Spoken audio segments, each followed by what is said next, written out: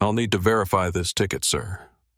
The words cut through the morning air at JFK International Airport like a blade spoken by a check-in agent whose smile had just died the moment she laid eyes on the man standing before her. She had processed 43 first-class passengers that morning without asking a single one to verify their tickets. But something about this particular traveler made her suddenly doubt the authenticity of his boarding pass. The fluorescent lights of Terminal 4 cast harsh shadows across Elijah Coleman's face as he stood at the Summit Airlines premium check-in counter, watching the agent's expression shift from professional courtesy to suspicious scrutiny in the span of a heartbeat. At 35, Elijah had grown accustomed to this particular dance, the way people's demeanor changed when they processed his appearance versus their expectations. But that didn't make it any less exhausting. He wore a charcoal gray cashmere hoodie that cost more than most people's monthly rent, though its understated design made it look like something you might pick up at any department store.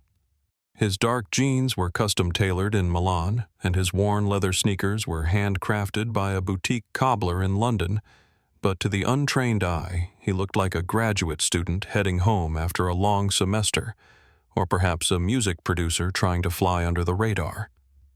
The only hint of his true status was the watch hidden beneath his hoodie sleeve of $45,000 Patek Philippe that he kept covered not out of humility, but because he had learned long ago that visible displays of wealth often made people treat him either with suspicious reverence or outright hostility, and he preferred neither. Ma'am, Elijah said quietly, pulling his phone from his pocket to display the digital boarding pass, his voice carrying the particular patience of someone who had navigated countless similar situations. I purchased this ticket 3 weeks ago through your Platinum Concierge service, and I have the confirmation emails if you need to see them. The agent, whose name tag read Jennifer Walsh, barely glanced at the phone screen before typing something into her computer with aggressive keystrokes that seemed to echo her internal skepticism. Behind Elijah, a line of business travelers checked their expensive watches and shifted impatiently their size and muttered comments, creating a pressure that Jennifer seemed determined to deflect onto him rather than address with professional efficiency. "Sir, I'm just doing my job," Jennifer replied with that particular tone that service industry workers use when they want to make it clear that they're following protocol while simultaneously making you feel like you're the problem. First-class tickets are expensive, and we've had issues with fraudulent bookings lately, so I need to run a few additional checks to make sure everything is legitimate. Elijah felt the familiar tightness in his chest, the same sensation he had experienced as a 10-year-old when his third-grade teacher insisted on checking his homework twice because she couldn't believe a child from his neighborhood could solve advanced math problems. It was the feeling of being presumed guilty until proven innocent of having to justify his presence in spaces that others took for granted of carrying the invisible burden of representation wherever he went. He thought about the merger documents sitting in his encrypted files, the $1.2 billion deal that would either save Summit Airlines from bankruptcy or leave them floating belly up in the competitive waters of commercial aviation.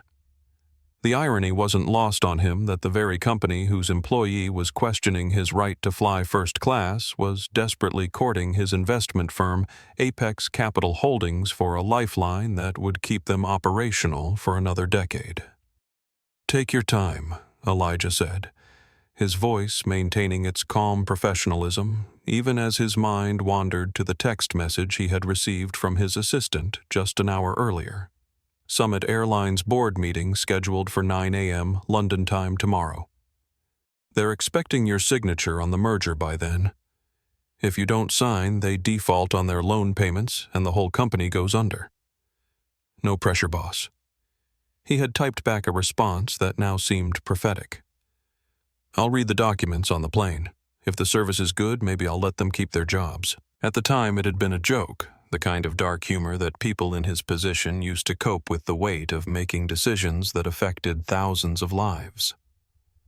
Now, standing in this fluorescent-lit purgatory while a gate agent treated him like a potential criminal, the joke felt less funny and more like a premonition. The coffee smell from the nearby Starbucks mixed with the underlying scent of jet fuel that permeated every corner of JFK, creating that distinctive airport atmosphere that frequent travelers either loved or despised. Elijah had grown to associate that smell with possibility, with the adventure of new cities and new deals. But today it just smelled like the prelude to another humiliation that he would have to swallow for the sake of getting where he needed to go. Jennifer's computer made a series of beeping sounds, and she frowned at whatever information had appeared on her screen, her expression suggesting that she had hoped to find some irregularity that would justify her suspicions. Instead, she found confirmation of what Elijah had been telling her all along. He was exactly who he claimed to be, sitting in exactly the seat he had paid for, with exactly the credentials that granted him access to every premium service the airline offered. "Well," she said finally, her tone carrying a note of disappointed resignation as she printed his boarding pass with movements that seemed deliberately slow and inefficient. "Everything appears to be in order. Your flight board's in 45 minutes from gate B12. Have a pleasant flight, sir." The boarding pass felt heavier than it should have in Elijah's hand as he walked toward security, the weight of the encounter settling into his shoulders like a familiar burden. He thought about his father, who had worked double shifts at a Detroit auto plant to pay for Elijah's education, who had taught him that success meant more than just accumulating wealth. It meant creating opportunities for others who looked like them to walk through doors that had previously been locked. Apex Capital Holdings wasn't just another private equity firm. It was Elijah's attempt to use the language of capitalism to write stories of redemption for companies that traditional investors had written off as hopeless. He specialized in distressed assets businesses that were bleeding money and hemorrhaging hope, and he had built his reputation by finding the hidden value that others missed by seeing potential where others saw only problems. The financial press had dubbed him the Reaper because of his ability to appear at a company's darkest hour and either save them with an injection of capital and strategic guidance, or strip them for parts and redistribute their assets to more capable hands. It was a nickname that he had initially resisted, but eventually embraced, understanding that in the world of high-stakes finance, fear and respect often occupied the same emotional territory. As he moved through the security checkpoint, removing his shoes and placing his laptop in a plastic bin, while TSA agents scrutinized his identification with the same suspicious intensity that Jennifer had brought to his boarding pass, Elijah reflected on the strange symmetry of his position. He wielded enormous financial power, controlled investment decisions that could make or break entire industries, and commanded respect in boardrooms from New York to London to Tokyo. Yet he still couldn't walk through an airport without someone questioning whether he belonged in first class. The business lounge offered a temporary respite from the chaos of the main terminal, its muted lighting and comfortable seating creating an oasis of calm that reminded Elijah why he was willing to pay premium prices for premium services. He settled into a corner chair with his laptop, pulling up the Summit Airlines financial reports that his team had compiled, and began his final review of the documents that would determine the company's fate. The numbers told a story of mismanagement and missed opportunities of a once proud airline that had been slowly bleeding market share to more nimble competitors, while its leadership remained trapped in outdated thinking about customer service and operational efficiency. But buried within the financial wreckage, Elijah saw the bones of something that could be rebuilt, a brand that still carried enough recognition and infrastructure that still had enough value to justify the massive investment his firm was considering. His phone buzzed with another message from his assistant. "The Summit board is nervous. Richard Hartwell called 3 times asking if you're definitely coming. Should I confirm your arrival time?" Elijah typed back, "Tell them the Reaper is on his way. Whether that's good news or bad news depends on how they treat their customers." The first-class boarding area of Gate B12 buzzed with the controlled energy of business travelers who viewed flying as just another extension of their offices, their phones pressed to their ears as they conducted deals and managed crises from plastic chairs that cost the airline 15 cents, but somehow made everyone feel important.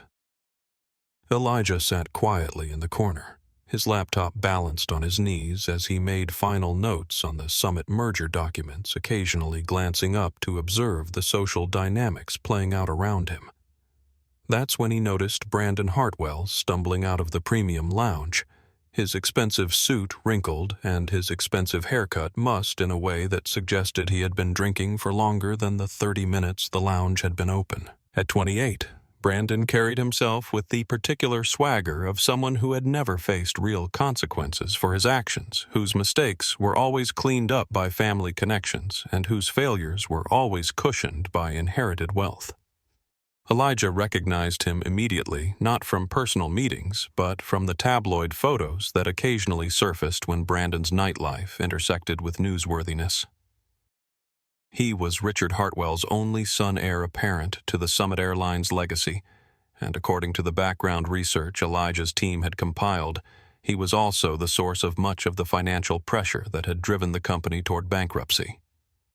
Brandon's phone was pressed to his ear, and his voice carried across the boarding area with the volume of someone who either didn't care who overheard his conversation or was too intoxicated to modulate his tone appropriately.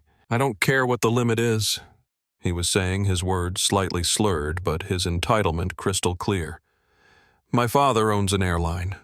I'm good for the money. Just transfer another 50 grand to my account, and I'll pay it back after the merger goes through."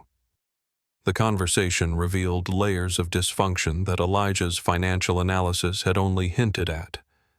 Brandon wasn't just a spoiled rich kid. He was actively undermining his family's business with gambling debts that apparently reached into the hundreds of thousands of dollars. The merger that Elijah was supposed to approve wasn't just about competitive positioning or operational efficiency. It was about generating enough liquidity to cover the personal debts that Brandon had accumulated during his extended adolescence. "Listen, Tony," Brandon continued, his voice dropping to what he probably thought was a whisper, but which carried clearly across the quiet boarding area. "I know I'm behind on payments, but this deal is going to change everything. Some private equity guy is flying in tonight to sign papers that'll pump over $1 billion into the company. Once that happens, I'll be able to cover what I owe plus interest." Elijah felt a cold smile creep across his face as he realized that Brandon was talking about him, that the some private equity guy whose signature would supposedly solve all of the Hartwell family's problems was sitting 15 feet away, listening to every word of a conversation that revealed exactly why the company was in financial distress. Brandon ended his phone call and immediately made another one, this time to someone he addressed as Dad, his tone shifting from desperate to demanding as he launched into a familiar-sounding request for money. "I need you to wire me another 25 tonight," he said, pacing back and forth in front of the gate podium while completely oblivious to the stares he was drawing from other passengers. "I know we talked about this, but the situation changed. I've got people expecting payments, and if I don't deliver, it's going to look bad for the family." The conversation that followed painted a picture of a father who had spent years enabling his son's destructive behavior while watching his company suffer the financial consequences. Richard Hartwell's voice was apparently loud enough that Elijah could hear portions of it through Brandon's phone, and what he heard was a man who sounded tired, frustrated, and trapped between his parental instincts and his fiduciary responsibilities.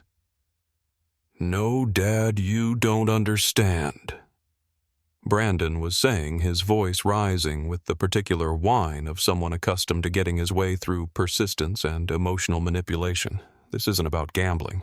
This is about business connections. These people I owe money to, they can help us expand into new markets.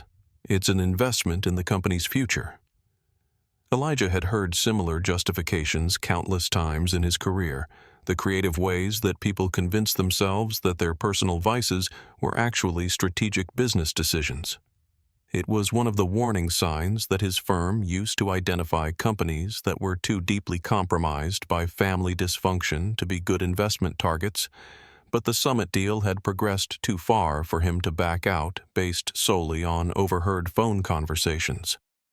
Brandon hung up his second call and immediately began scrolling through his phone, apparently looking for other sources of quick cash to cover whatever obligations had him so agitated. As he scrolled, a photo appeared on his screen that made him pause, and for just a moment, his expression softened in a way that revealed something human beneath all the entitlement and desperation. The photo showed a woman in her 50s with kind eyes and Brandon's same jawline, wearing what appeared to be a hospital gown and smiling despite the obvious effects of chemotherapy. Elijah realized he was looking at a picture of Brandon's mother, Catherine Hartwell, who had died of cancer 3 years earlier, and whose passing had reportedly triggered Brandon's descent into gambling and substance abuse. For that brief moment, Brandon's face showed genuine vulnerability, the pain of someone who was using destructive behaviors to avoid dealing with grief that he didn't know how to process. It was the kind of humanizing detail that made Elijah remember that behind every dysfunctional business situation were real people dealing with real pain, even if they were expressing that pain in ways that hurt themselves and others. But the moment passed quickly as Brandon's phone rang again, this time with a call that made him grin with the cruel satisfaction of someone who had just thought of a new way to solve his problems at someone else's expense. "Sarah," he said brightly, addressing whoever had called him. "Perfect timing. I need a favor." The conversation that followed revealed that Brandon had somehow convinced a flight attendant named Sarah Chen to help him secure seat 1A on tonight's flight to London, apparently by claiming that he needed the privacy for important business calls that would benefit the company. What Brandon didn't mention was that he simply preferred window seats and felt entitled to take whatever he wanted without considering whether someone else might have a legitimate claim to it. "You're amazing, Sarah," Brandon was saying, his tone shifting to the kind of fake charm that predators use to manipulate people who are trying to be helpful. "I promise this will be worth your while. When my father hears how you helped close this deal, you'll probably get promoted to first-class service permanently, maybe even training opportunities in London or Paris." Elijah watched this manipulation unfold with professional fascination and personal disgust, understanding that Brandon was exploiting Sarah Chen's legitimate ambitions to advance her career in order to satisfy his own trivial preference for a particular seat. It was a microcosm of everything wrong with corporate cultures that prioritized connections over competence, family names over actual qualifications. The boarding announcement crackled over the terminal speakers, calling for first-class passengers to begin the boarding process. Brandon immediately moved to the front of the line, his swagger returning as he prepared to claim what he considered his rightful place at the head of the queue. He had no way of knowing that the man he was about to displace was the same private equity guy whose money he was counting on to solve all his problems, or that his actions over the next few hours would destroy not just his own future, but his entire family's legacy. Elijah gathered his belongings slowly, watching Brandon present his boarding pass to the gate agent with the confidence of someone who had never been denied anything he wanted. The gate agent, a young woman who seemed nervous about something, scanned Brandon's pass and then made a notation in her computer that suggested she was preparing to implement whatever arrangement he had made with Sarah Chen.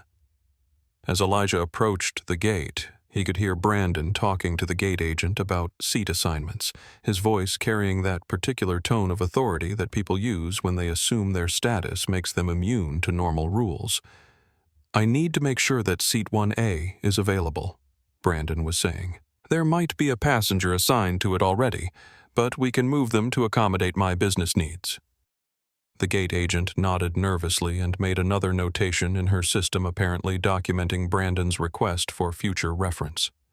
Elijah presented his own boarding pass without comment, watching as the agent's expression shifted from confusion to concern, as she realized that the passenger Brandon wanted moved was standing right in front of her.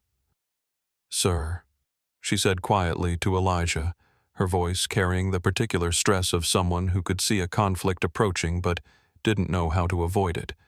"There might be a small seating issue that we need to resolve once you're on board.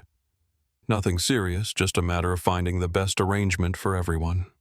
Elijah smiled politely and nodded, understanding exactly what was about to unfold. He had spent his entire career navigating situations where people underestimated him based on their initial impressions, and he had learned that the most effective response was usually to let events play out naturally, rather than trying to preempt conflicts that revealed important information about the people he was dealing with.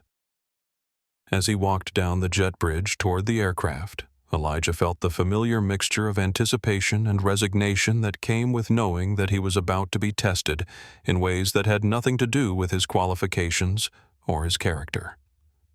Behind him, he could hear Brandon talking loudly about the important business he needed to conduct during the flight, apparently setting the stage for whatever scene he planned to create once they were on board. The Boeing 777 stretched out before them, its first-class cabin gleaming with the kind of carefully maintained luxury that was designed to make passengers feel special while generating the premium revenue that kept airlines profitable. Elijah found seat 1A exactly where he expected it, stowed his bag in the overhead compartment, and settled in for what he suspected would be a more interesting flight than he had originally planned. The first-class cabin of the Boeing 777 hummed with the subdued energy of passengers settling into their seats for the 7-hour flight to London, the soft lighting and neutral colors creating an atmosphere of expensive tranquility that was designed to make travelers forget they were essentially sitting in a metal tube hurtling through the sky. Elijah had just opened his laptop to review the summit merger documents when he noticed Sarah Chen, the flight attendant Brandon had been manipulating, approaching his seat with an expression that perfectly captured the internal conflict of someone who knew she was about to do something wrong but felt powerless to resist. Sarah Chen had been working for Summit Airlines for 8 years, starting as an economy flight attendant and slowly earning her way into the premium cabin through a combination of excellent customer service scores and meticulous attention to detail. At 32, she represented everything the airline claimed to value in its employees' professionalism, dedication, and a genuine commitment to making passengers feel comfortable and respected during their flights.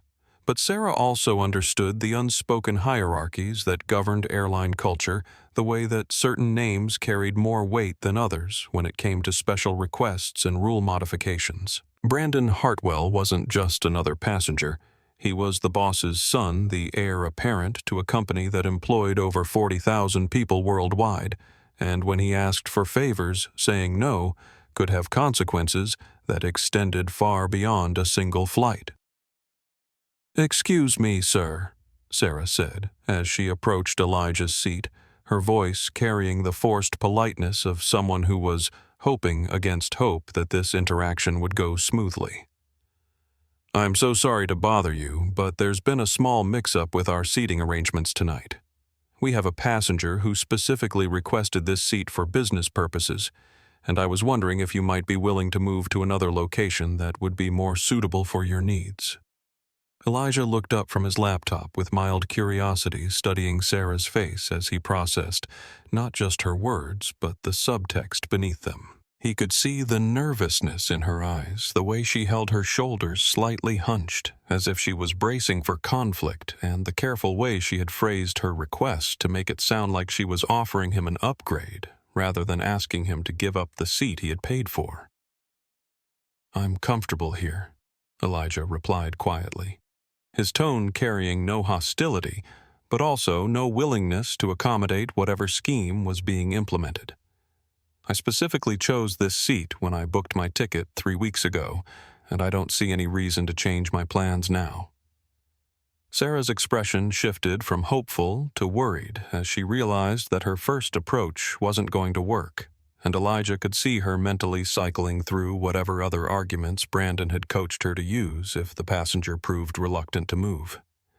Behind her, other passengers were beginning to notice the interaction, their conversations quieting as they sensed potential drama unfolding in the premium cabin.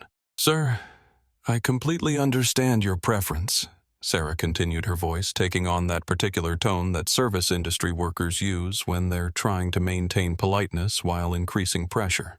"But the passenger who needs this seat is conducting some very important business for the airline, and having access to the window and the extra privacy would really help him focus on matters that could benefit all of our employees. The irony of the situation wasn't lost on Elijah, who realized that Sarah was unknowingly asking him to give up his seat so that Brandon could have privacy for business matters that were probably related to the very merger that Elijah was traveling to London to sign or reject.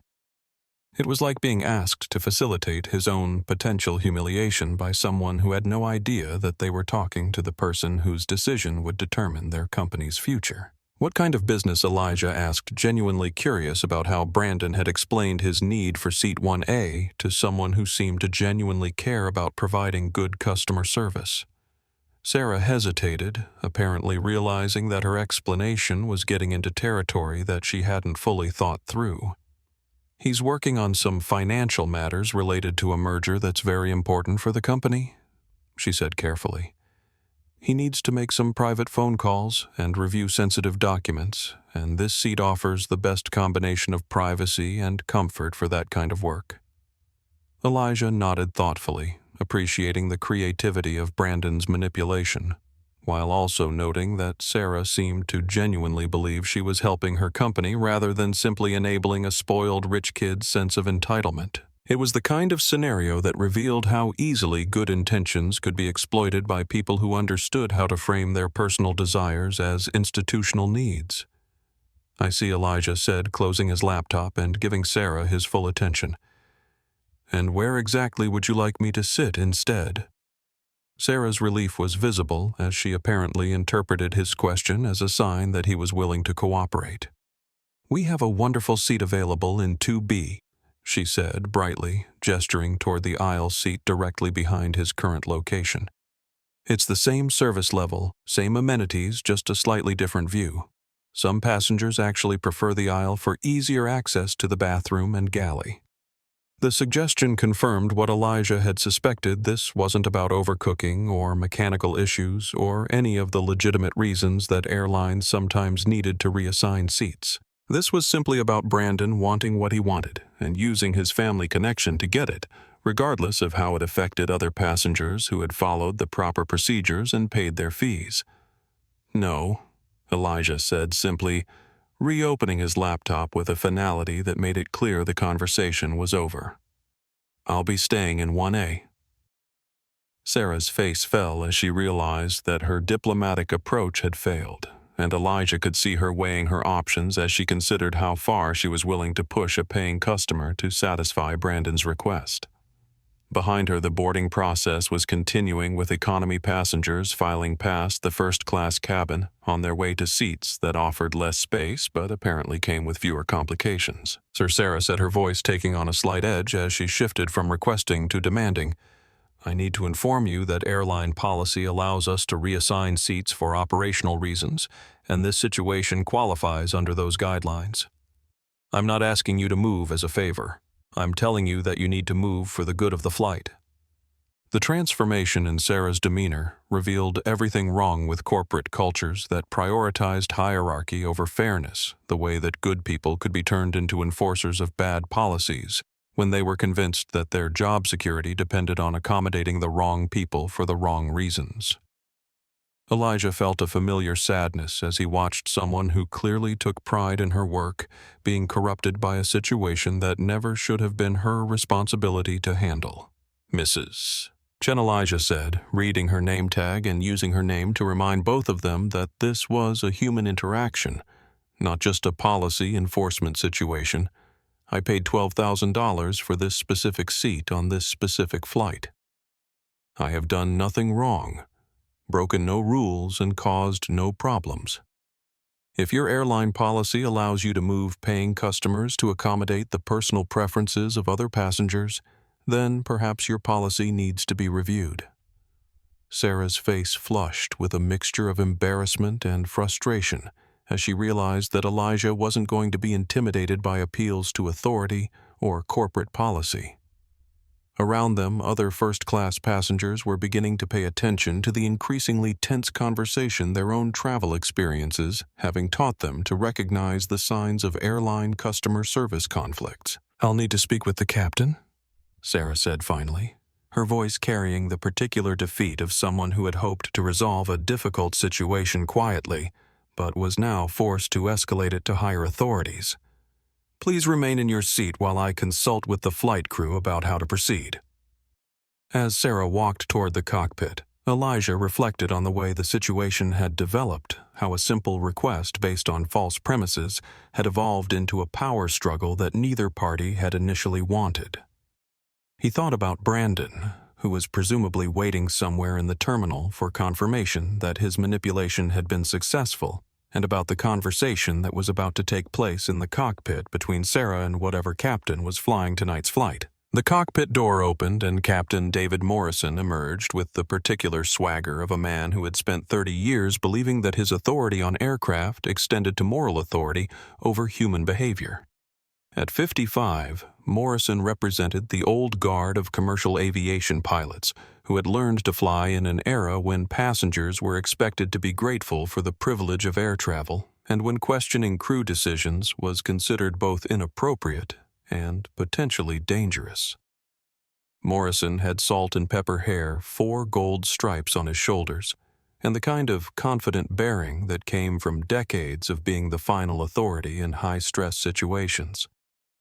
He was accustomed to having his decisions accepted without debate, and he approached the passenger in seat 1A with the expectation that a few words from the captain would resolve whatever petty dispute had disrupted the boarding process. "Good evening," Morrison said as he approached Elijah's seat, his voice carrying the kind of authoritative friendliness that was designed to remind passengers of their place in the aircraft hierarchy.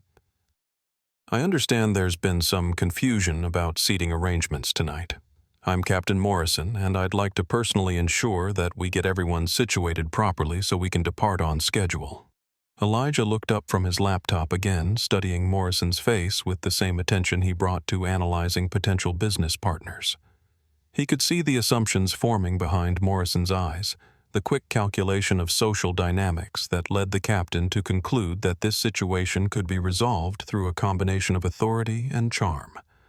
Captain Morrison Elijah replied politely, "There's no confusion on my part.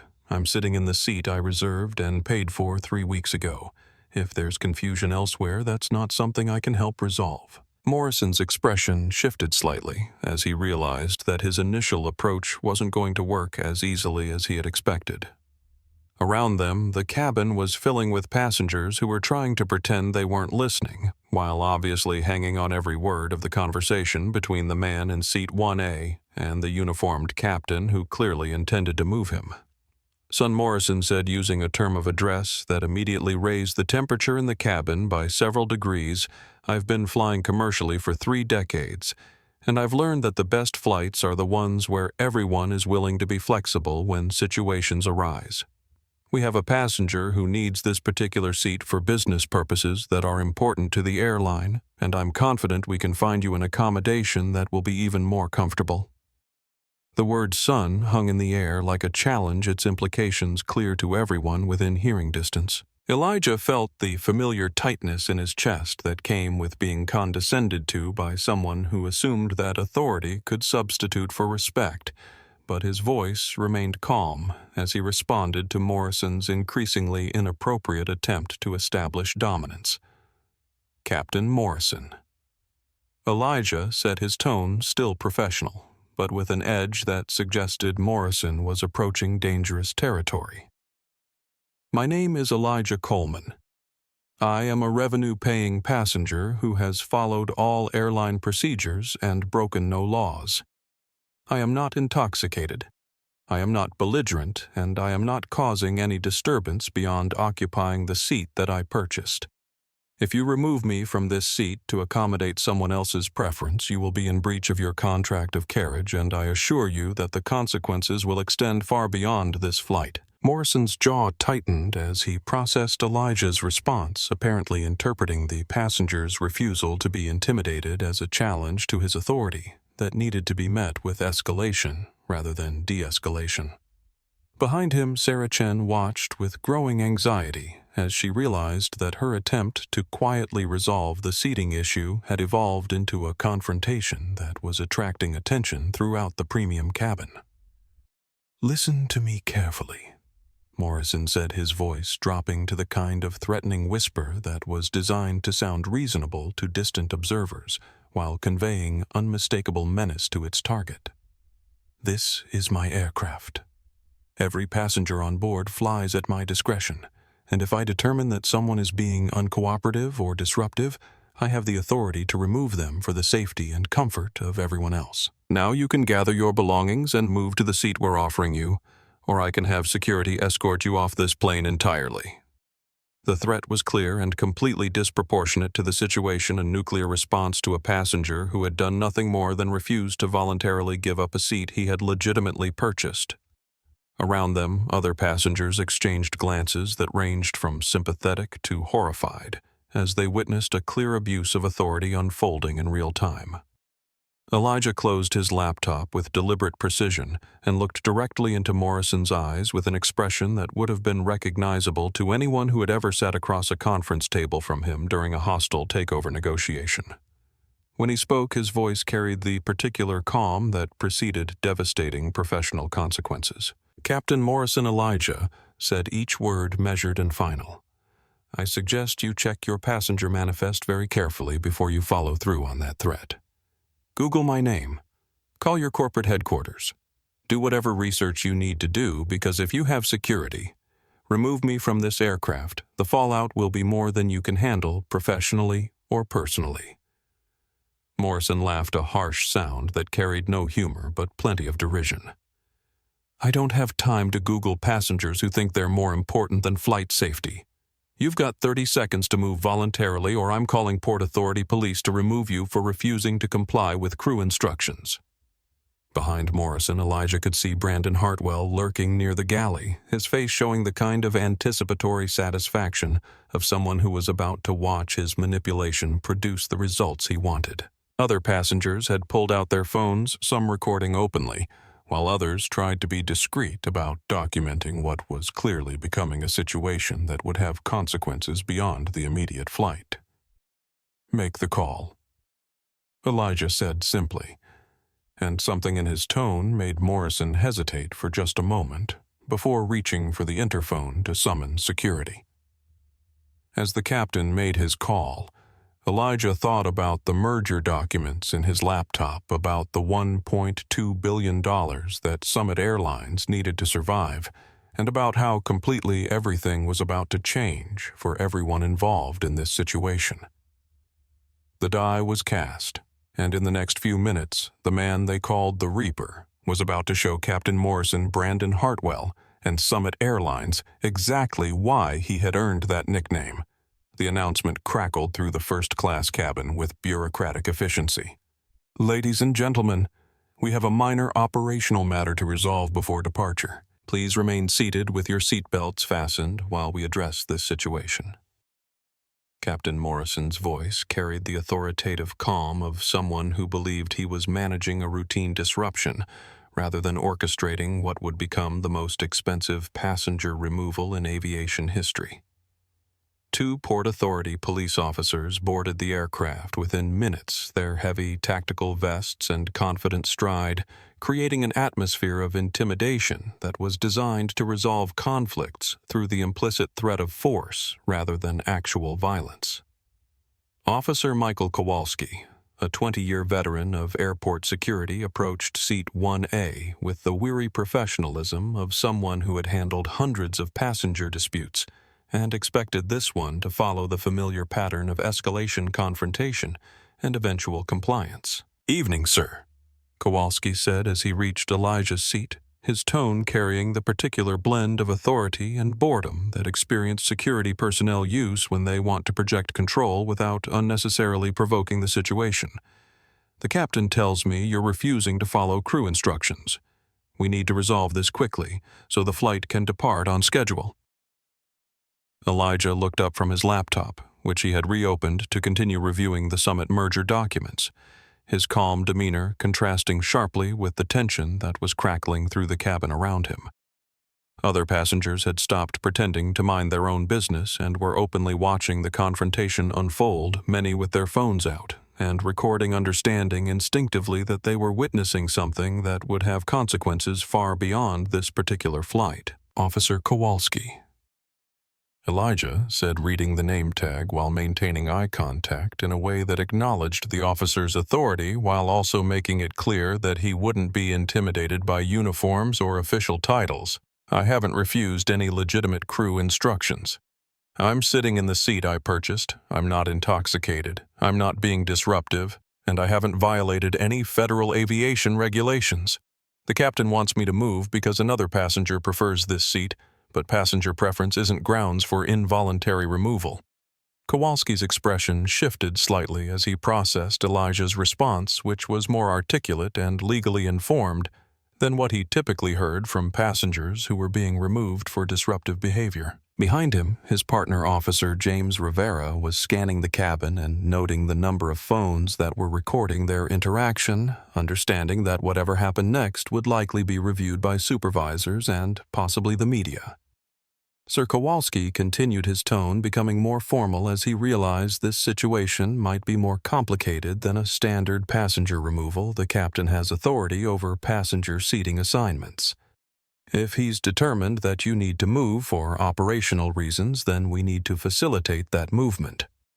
This is a private business, and once the captain has made his decision, continuing to occupy the seat constitutes trespassing. The legal justification was technically accurate but ethically hollow, and everyone in the cabin understood that they were watching the application of rules that were designed to give airlines maximum flexibility in managing difficult passengers being used to accommodate the personal whims of someone with family connections. Elijah felt the familiar weight of being forced to choose between his dignity and avoiding a confrontation that would inevitably be framed as his fault, regardless of who had initiated it. "Officer, I understand the legal framework you're operating under." Elijah replied, his voice remaining calm, despite the adrenaline that was beginning to course through his system.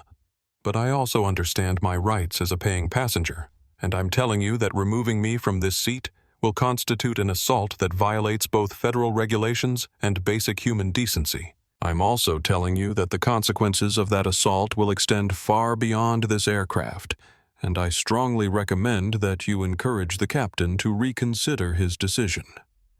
From the galley area, Brandon Hartwell watched the confrontation with barely concealed delight, his entitled smile revealing someone who was enjoying the spectacle of watching another person being humiliated to satisfy his preferences. He had positioned himself where he could observe the proceedings while remaining far enough away to maintain plausible deniability about his role in creating the situation, and his body language radiated the satisfied anticipation of someone who was about to get exactly what he wanted. "Sir, we're past the point of negotiations," Rivera interjected, stepping closer to Elijah's seat in a way that was clearly designed to increase the sense of physical intimidation. "You need to gather your belongings and come with us. We can do this the easy way or the hard way, but either way you're leaving this seat." The ultimatum hung in the air like a sword, and Elijah realized that he had reached the moment where he would have to decide whether to submit to injustice for the sake of avoiding escalation, or stand his ground and face whatever consequences came with refusing to be bullied by people who were abusing their authority to serve someone else's convenience. "I'm not resisting," Elijah said, clearly speaking loudly enough that his words would be captured by the phones recording throughout the cabin. "I'm not fighting. I'm not being disruptive. I'm simply a paying passenger who is refusing to voluntarily give up the seat he purchased to accommodate someone else's preference. If you remove me by force, you are assaulting an innocent person for the crime of expecting to receive the service he paid for." The words served as both a legal protection and a moral challenge, forcing the officers to acknowledge that they were about to use physical force against someone who posed no threat and had committed no crime beyond the offense of failing to defer to someone with more social power. Around the cabin, passengers shifted uncomfortably as they recognized the injustice of what was unfolding, while also understanding their own powerlessness to intervene. Kowalski reached for Elijah's arm with the kind of practiced movement that security personnel use when they want to escalate a situation quickly enough to prevent the subject from organizing any resistance. "Sir, you're under arrest for trespassing and interfering with a flight crew. Please stand up and place your hands behind your back."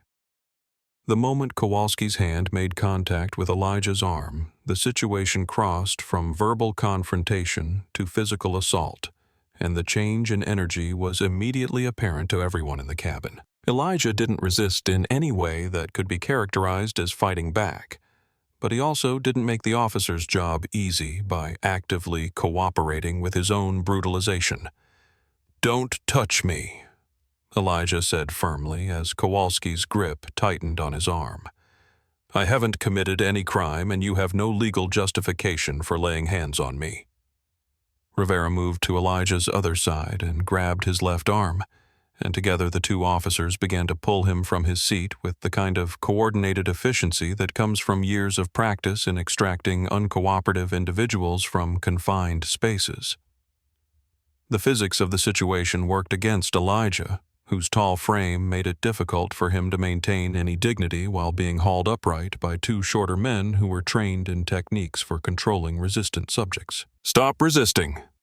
Kowalski shouted, using the standard police phrase that transforms any attempt to maintain balance or protect oneself from injury into evidence of criminal behavior.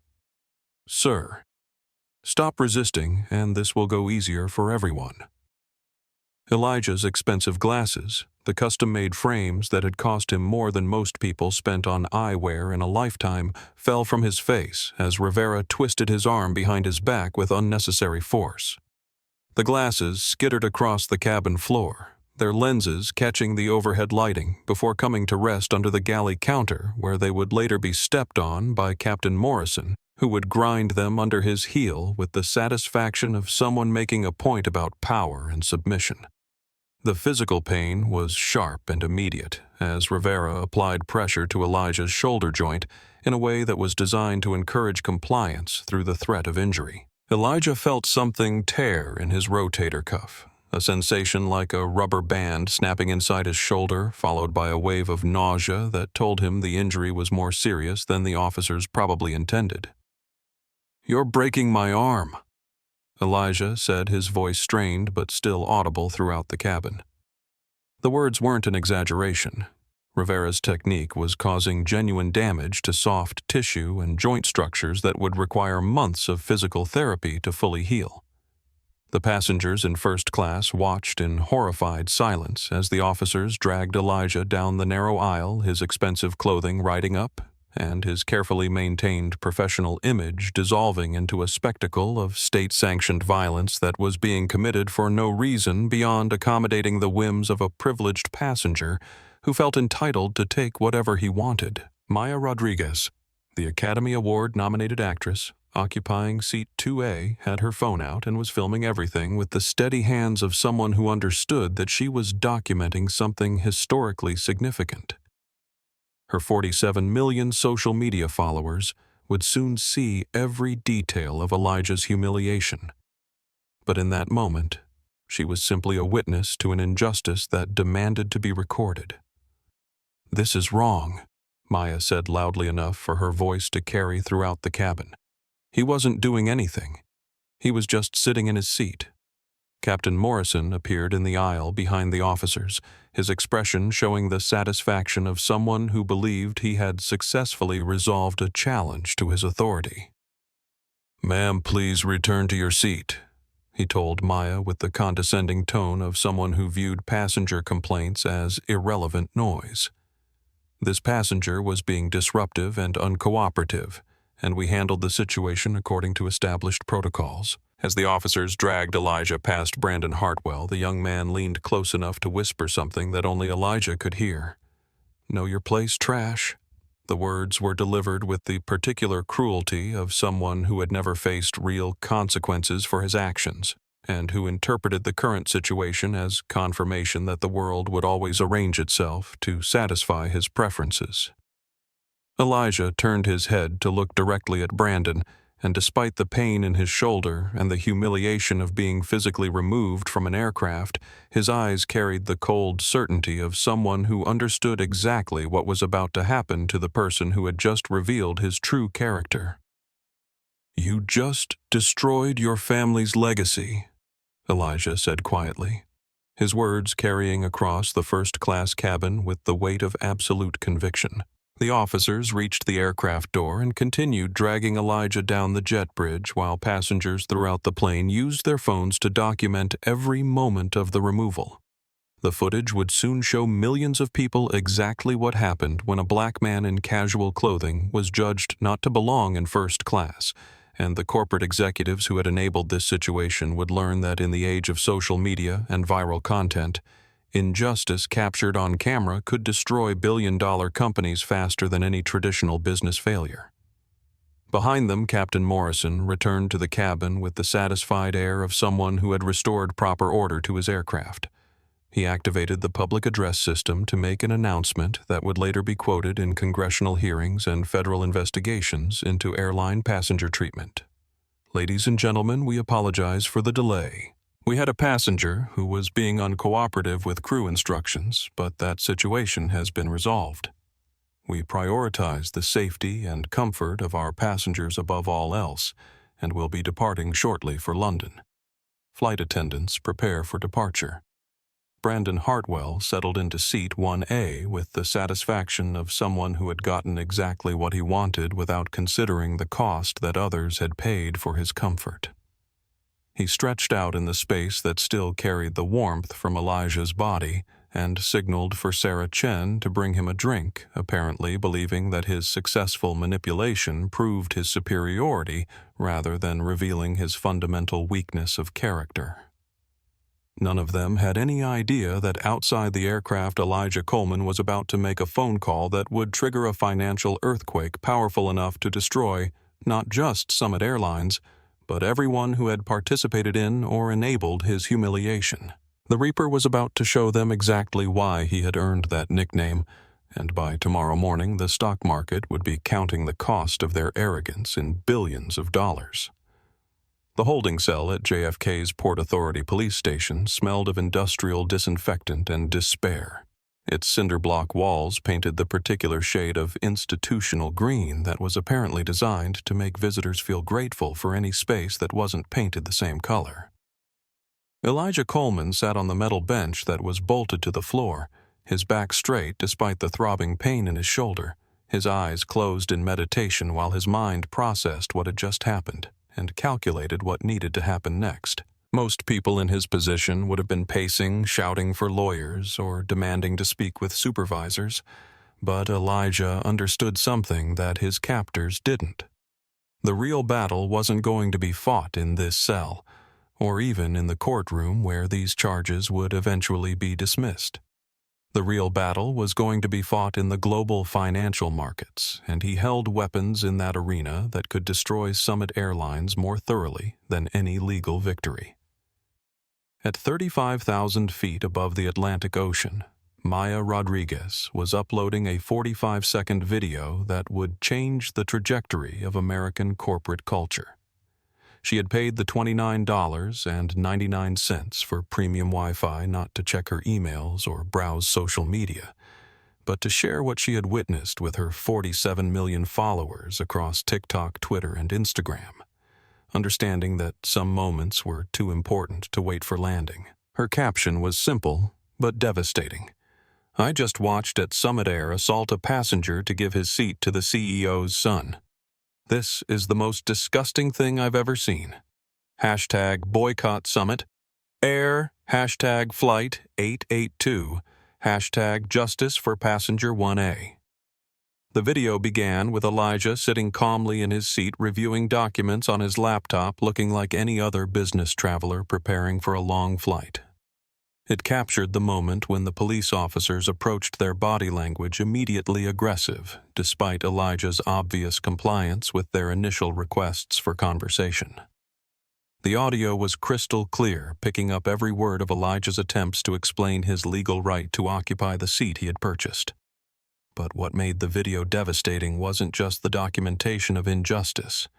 It was the contrast between Elijah's dignified behavior and the escalating aggression of everyone with authority in the situation. Viewers could see Captain Morrison's condescending sneer, could hear Brandon Hartwell laughing in the background, could watch Sarah Chen's nervous compliance with orders she clearly knew were wrong.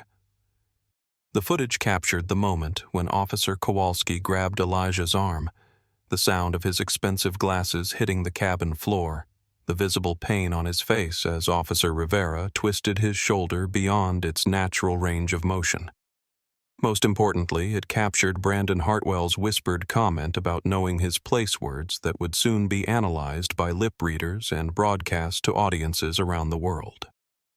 Maya Rodriguez had built her social media following not just through her acting career, but through her willingness to use her platform to highlight social injustice, and she understood exactly what she had witnessed. This wasn't just about airline customer service. This was about the casual brutality that occurred when people with power decided that someone didn't deserve basic human dignity.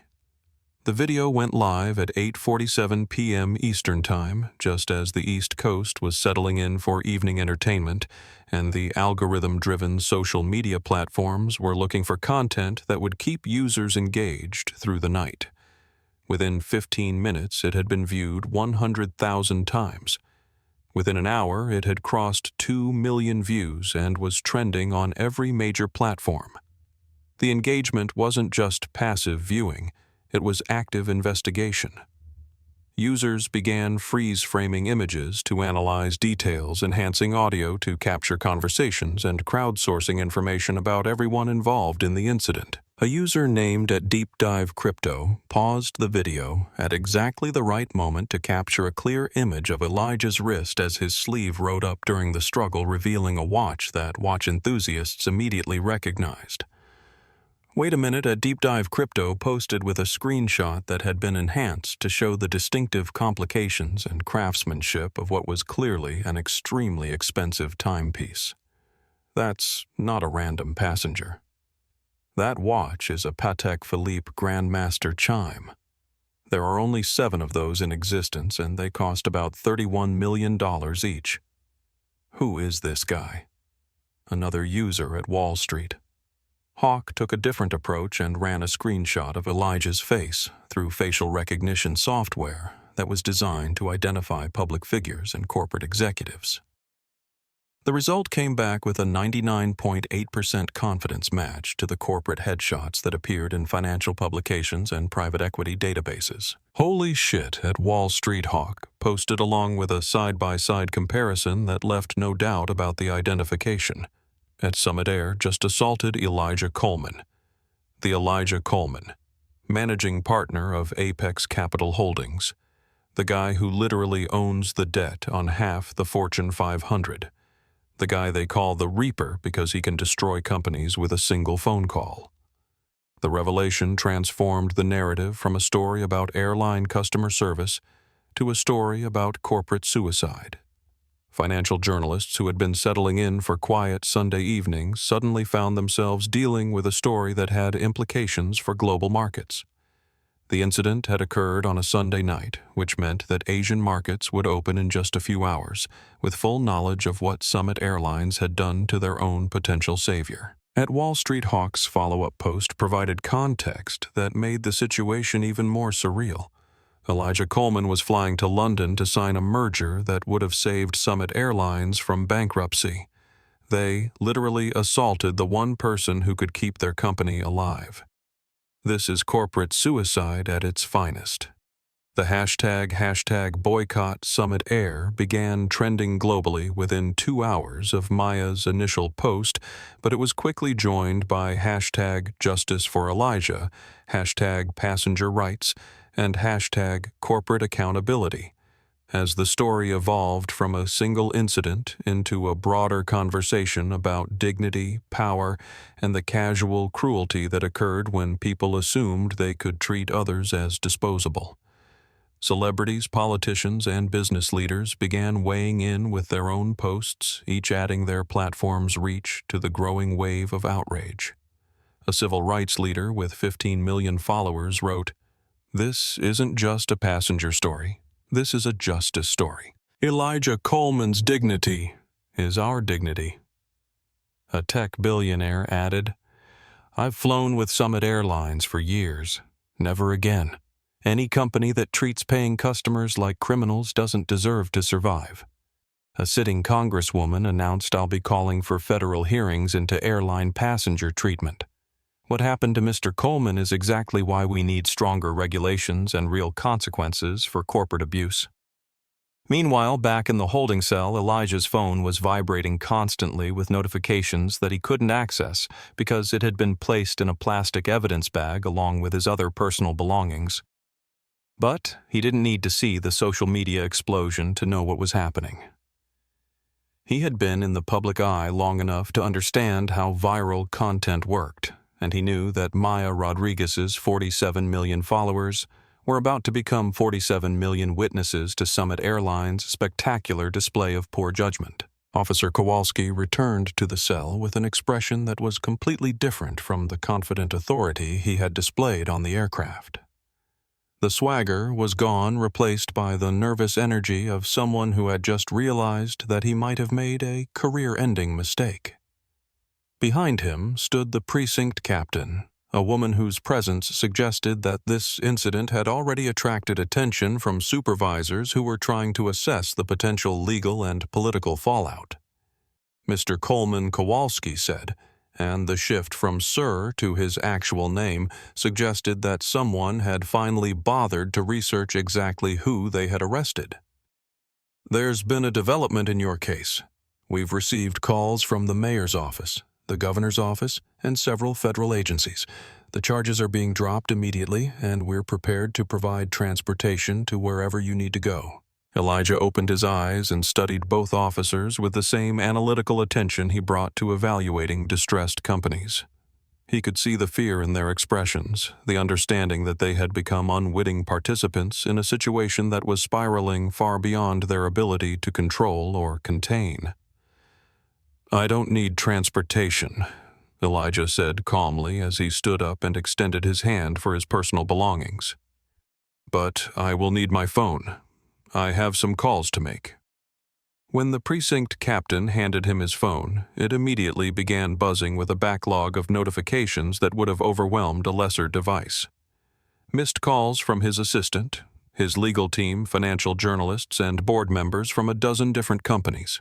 Text messages that ranged from expressions of support to urgent requests for statements to warnings about market implications. Elijah ignored them all and dialed a single number that he knew would be answered immediately regardless of the time. Sarah Jenkins, his assistant, and the person who managed the operational details that allowed him to focus on strategic decisions, picked up before the first ring finished. Elijah. Thank God, Sarah said, her voice carrying the particular stress of someone who had been fielding crisis management calls for the past 2 hours. I've been watching the video, and I've got the legal team mobilizing for lawsuits covering assault, false imprisonment, defamation, and civil rights violations. We can destroy them in court.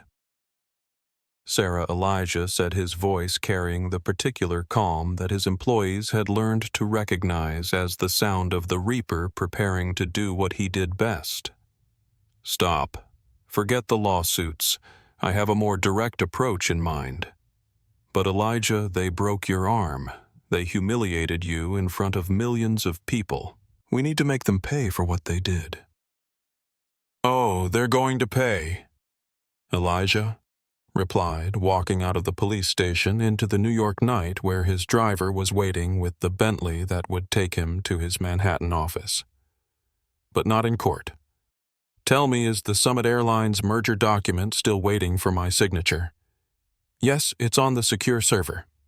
The deadline is 9 a.m. London time, which is 4 hours from now.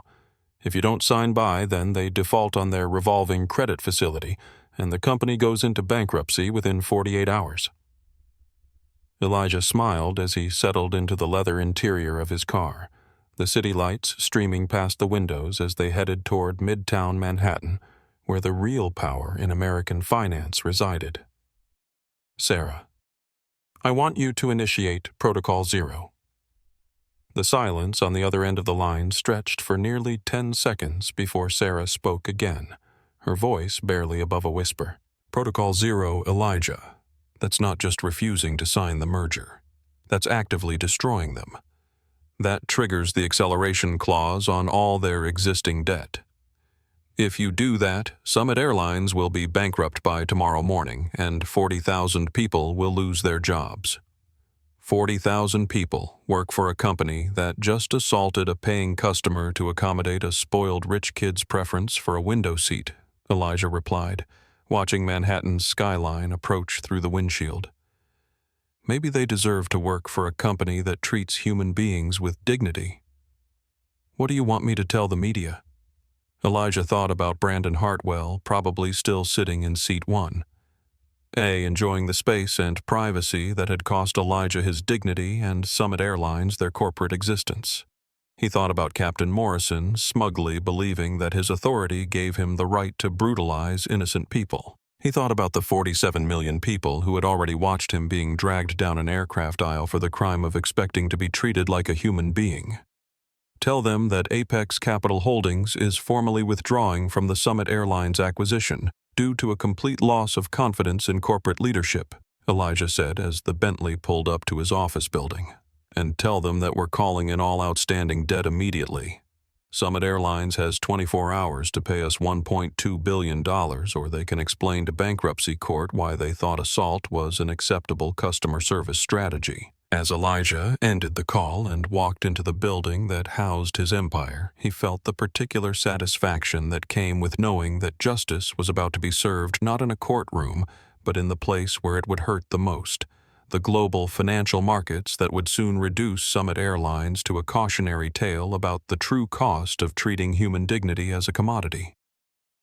The elevator ascended through 47 floors of Manhattan real estate to the penthouse offices of Apex Capital Holdings, its polished steel walls reflecting the city lights that sprawled endlessly beyond the floor-to-ceiling windows. Elijah Coleman stood in the center of the elevator car. His reflection fractured across the metallic surfaces into multiple images that seemed to capture different aspects of his transformation from victim to predator. From the humiliated passenger who had been dragged off an aircraft to the Reaper, who was about to demonstrate why that nickname had been earned through decades of precisely calculated corporate destruction. His shoulder throbbed with each heartbeat, a constant reminder of Officer Rivera's unnecessary violence. But the physical pain was nothing compared to the deeper ache of humiliation that came with being treated as less than human in front of hundreds of witnesses. Elijah had built his career on the principle that respect was earned through competence and integrity. But tonight, he had learned once again that in certain situations, respect was simply taken by those with the power to demand it, and denied to those who lacked the immediate ability to enforce consequences. The elevator doors opened to reveal the reception area of Apex Capital, its minimalist design and expensive artwork creating an atmosphere of quiet power that was designed to remind visitors that they were entering a place where billion-dollar decisions were made with the same casual precision that others used to choose breakfast cereals.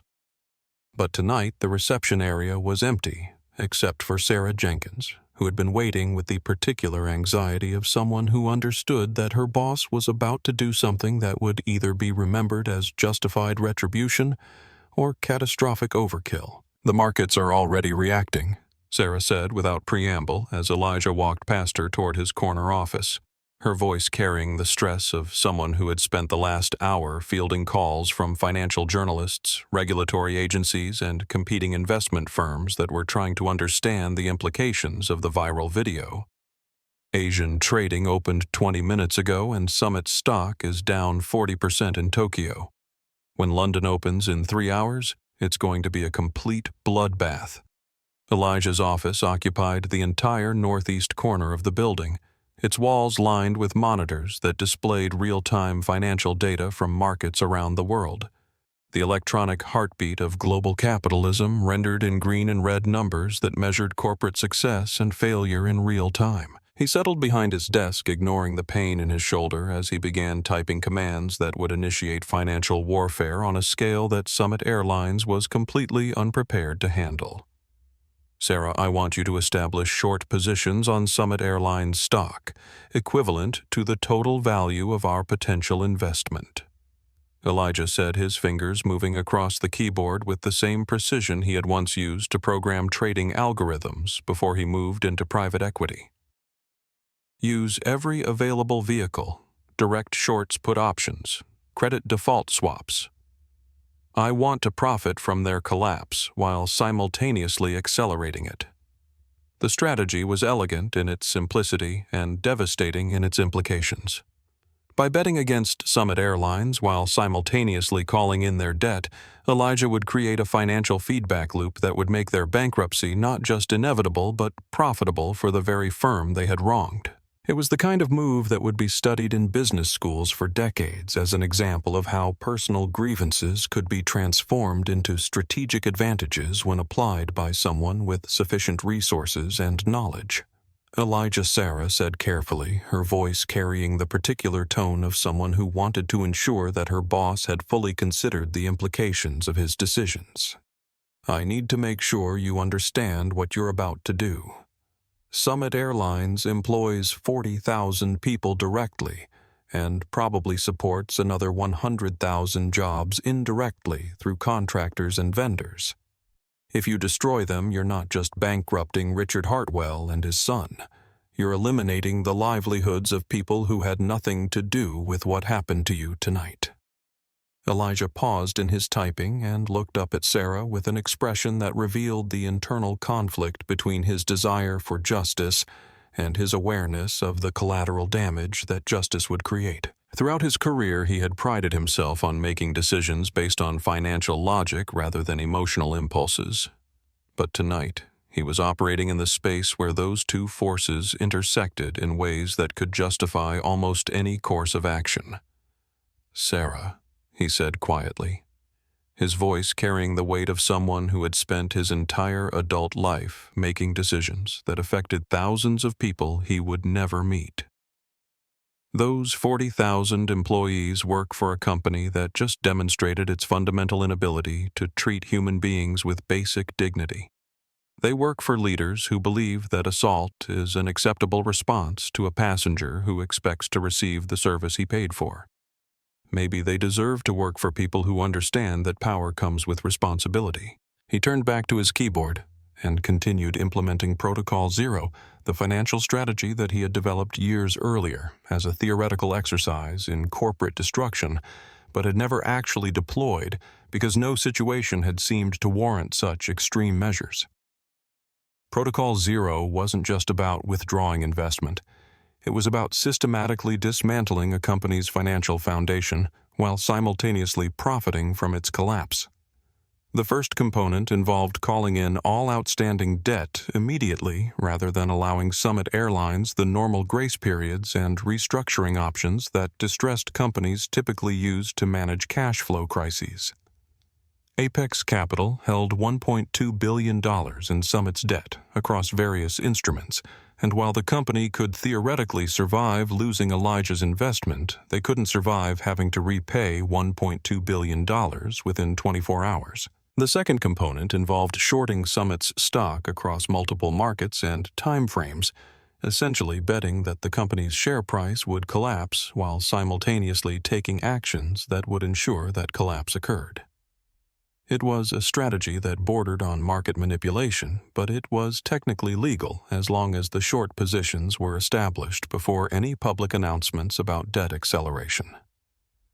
The third component was the public relations warfare that would begin with a carefully crafted press release designed to maximize damage to Summit's reputation, while positioning Apex Capital as the wronged party seeking justified retribution.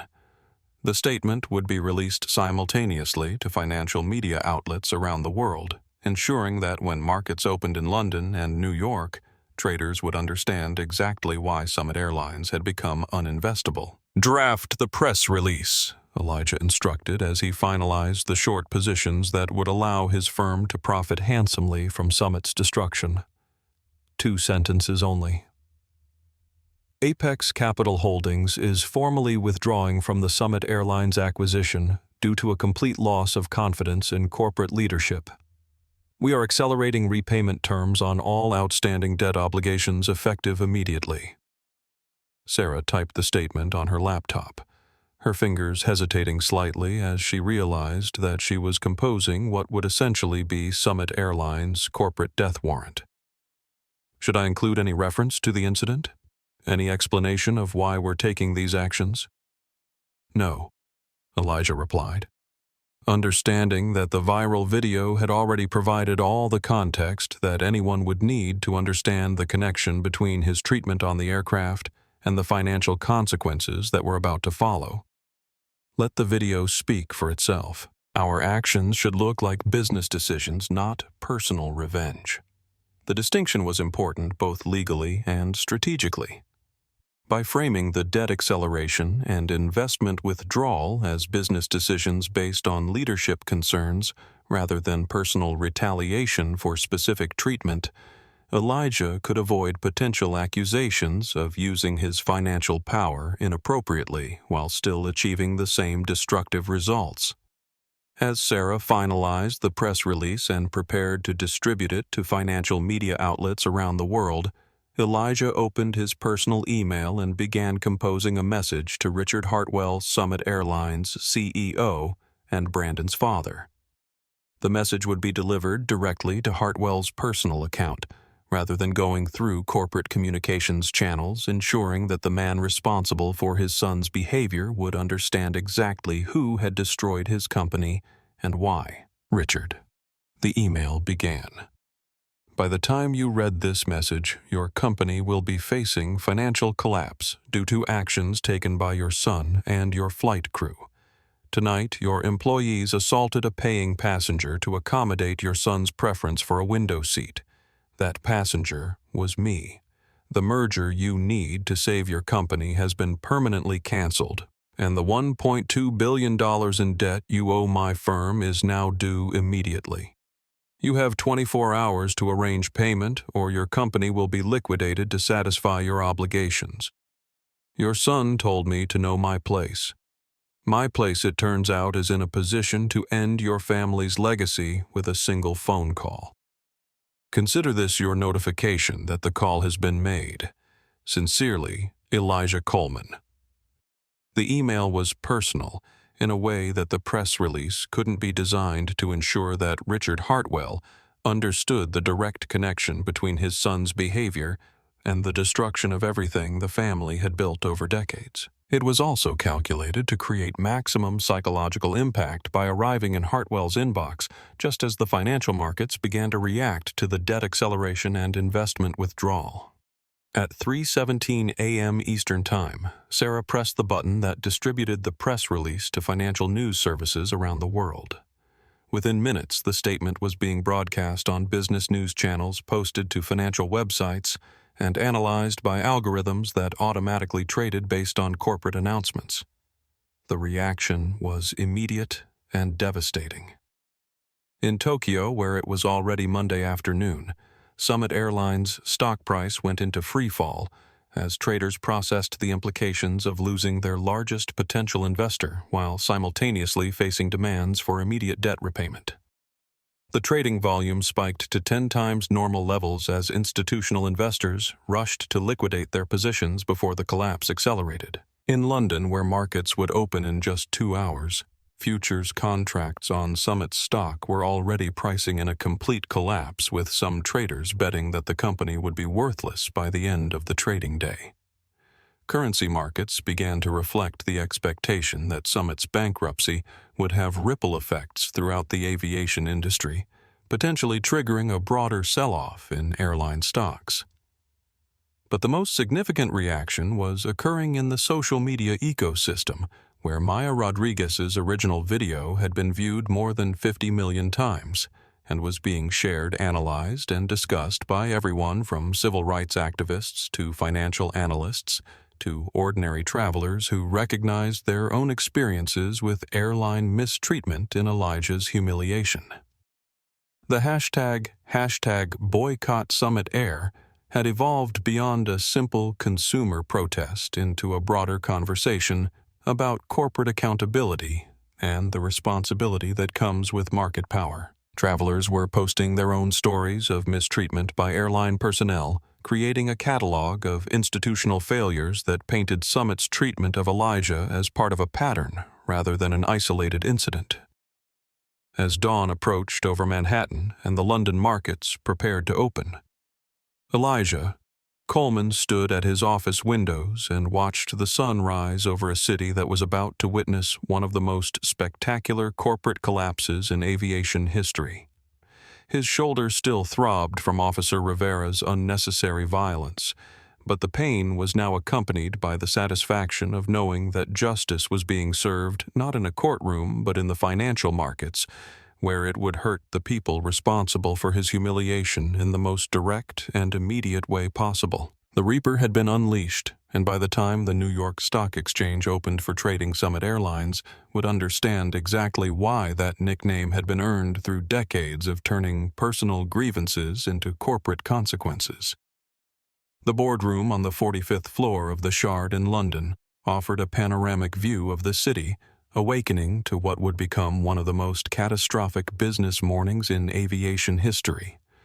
But none of the Summit Airlines executives gathering for their emergency meeting were looking out the windows. The room smelled of fierce stale coffee and the particular desperation that comes with watching decades of corporate empire building collapse in real time, while cameras from the world's financial media outlets waited in the lobby for official statements about a company that was hemorrhaging value faster than accountants could calculate the losses. Richard Hartwell sat at the head of the mahogany conference table that had hosted thousands of strategic planning sessions, merger negotiations, and board meetings over the years, but which now felt more like a funeral platform for a company that was dying in public view. At 58, Richard had spent his entire adult life building Summit Airlines from a regional carrier into a global enterprise, and the silver hair and expensive suit that had once made him look distinguished now made him look like a general whose army was deserting while enemy forces surrounded his position. His phone had been ringing constantly for the past 4 hours ever since the Asian markets had opened and begun processing the implications of Elijah Coleman's withdrawal from the merger and the acceleration of $1.2 billion in debt repayment demands. Every ring brought news that was worse than the last stock prices, falling credit ratings being downgraded. Institutional investors, liquidating positions, and travel booking websites, removing Summit Airlines from their search results as customers canceled reservations en masse.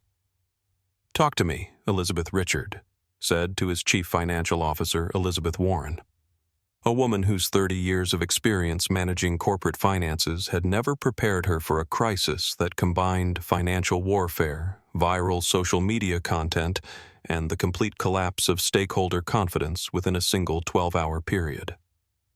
"How bad is the damage?" Elizabeth was staring at her laptop screen, with the expression of someone watching a natural disaster unfold in real time, her hands trembling slightly as she scrolled through trading data that showed Summit Airlines stock falling so fast that multiple exchanges had halted trading to prevent a complete market panic. The numbers on her screen told the story of a company that had gone from financially distressed but salvageable to completely worthless in the span of hours.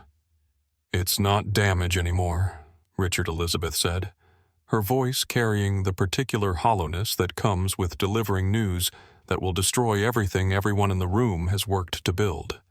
"It's total annihilation. Our stock is down 78% in Asian markets, and London trading hasn't even opened yet. The credit agencies have downgraded us to junk status, which means our existing credit facilities are being called in immediately." She turned her laptop screen toward the rest of the table so that everyone could see the real-time trading data that painted a picture of corporate apocalypse. The stock price chart looked like a cliff, a vertical line that represented the complete loss of investor confidence in Summit Airlines as a viable business entity. "The debt acceleration from Apex Capital is the kill shot." Elizabeth continued her financial expertise, allowing her to understand the elegant brutality of Elijah Coleman's strategy. We owe them $1.2 billion, and they want it in 24 hours. Our total liquid assets are less than $200 million, which means we'd need to liquidate our entire fleet and ground operation to even approach that number, and even then we'd be hundreds of millions short. Michael Torres, the chief operating officer, who had spent the last 6 hours fielding calls from pilots, flight attendants, and ground crew who were watching their employer disintegrate on social media, leaned forward with the exhausted expression of someone who had been trying to maintain operational stability while the company imploded around him. "Richard, we've got planes in the air with passengers who don't know their airline is bankrupt. We've got crews at foreign airports asking if they should deadhead home or wait for instructions that might never come.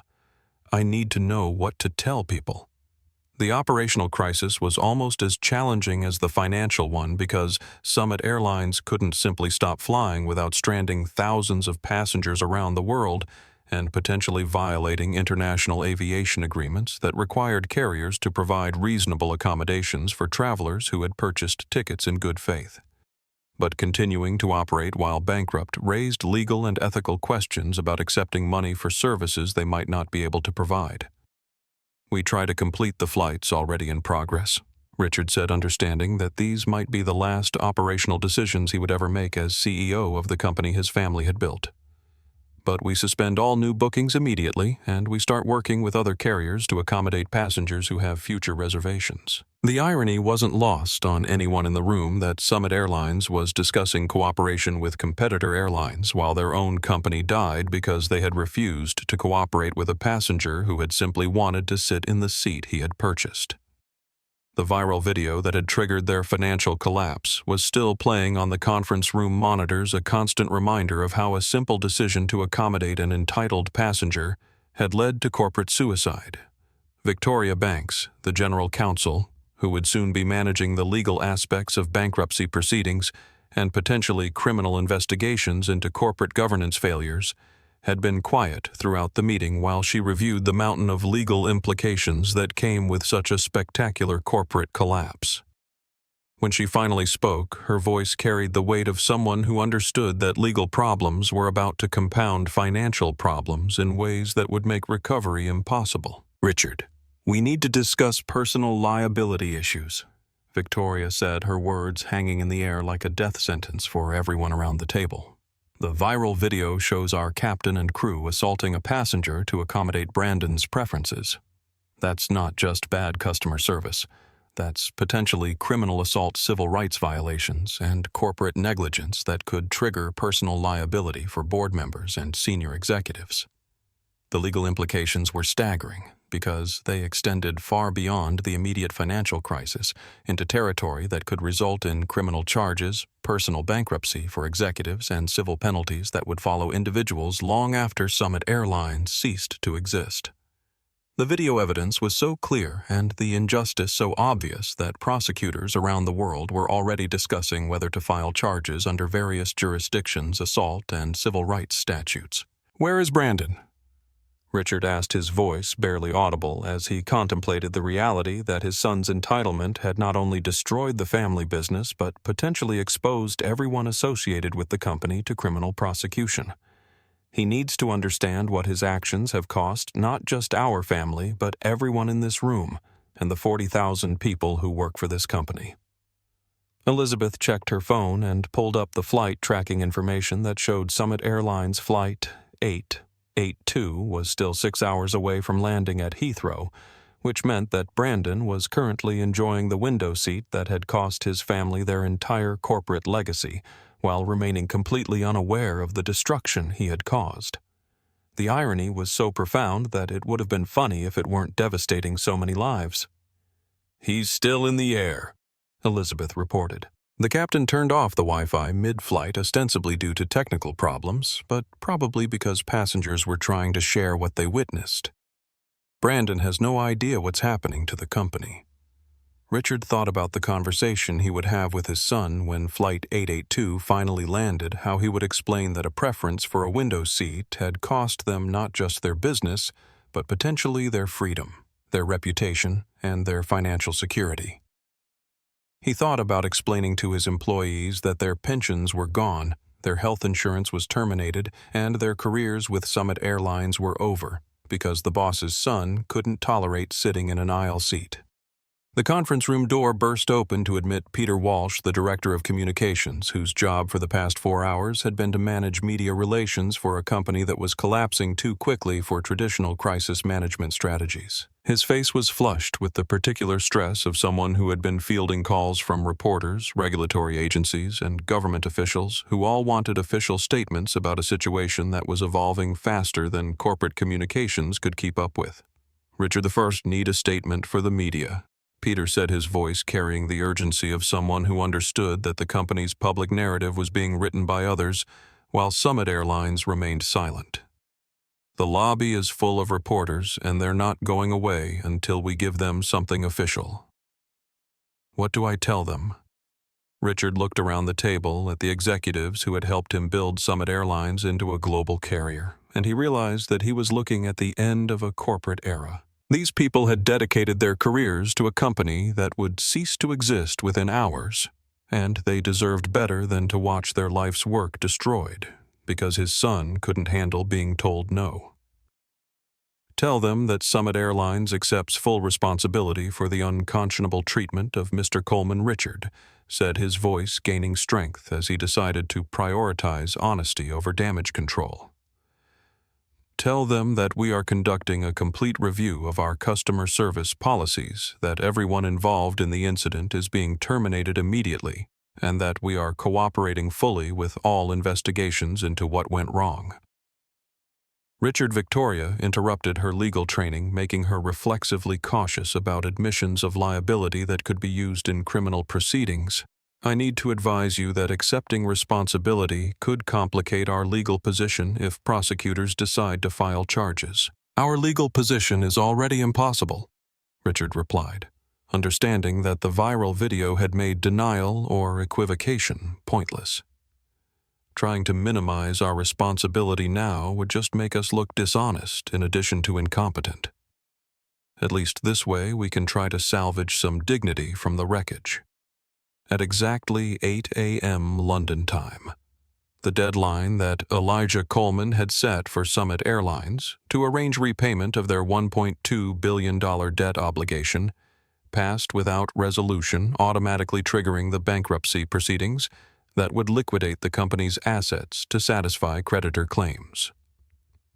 The legal machinery of corporate death began grinding forward with mechanical precision immune to the human cost of the decisions that had led to this moment. Richard's computer chimed with an email that had been sent directly to his personal account, rather than going through corporate communications channels, ensuring that he would receive it immediately, rather than having it filtered through assistance or security protocols.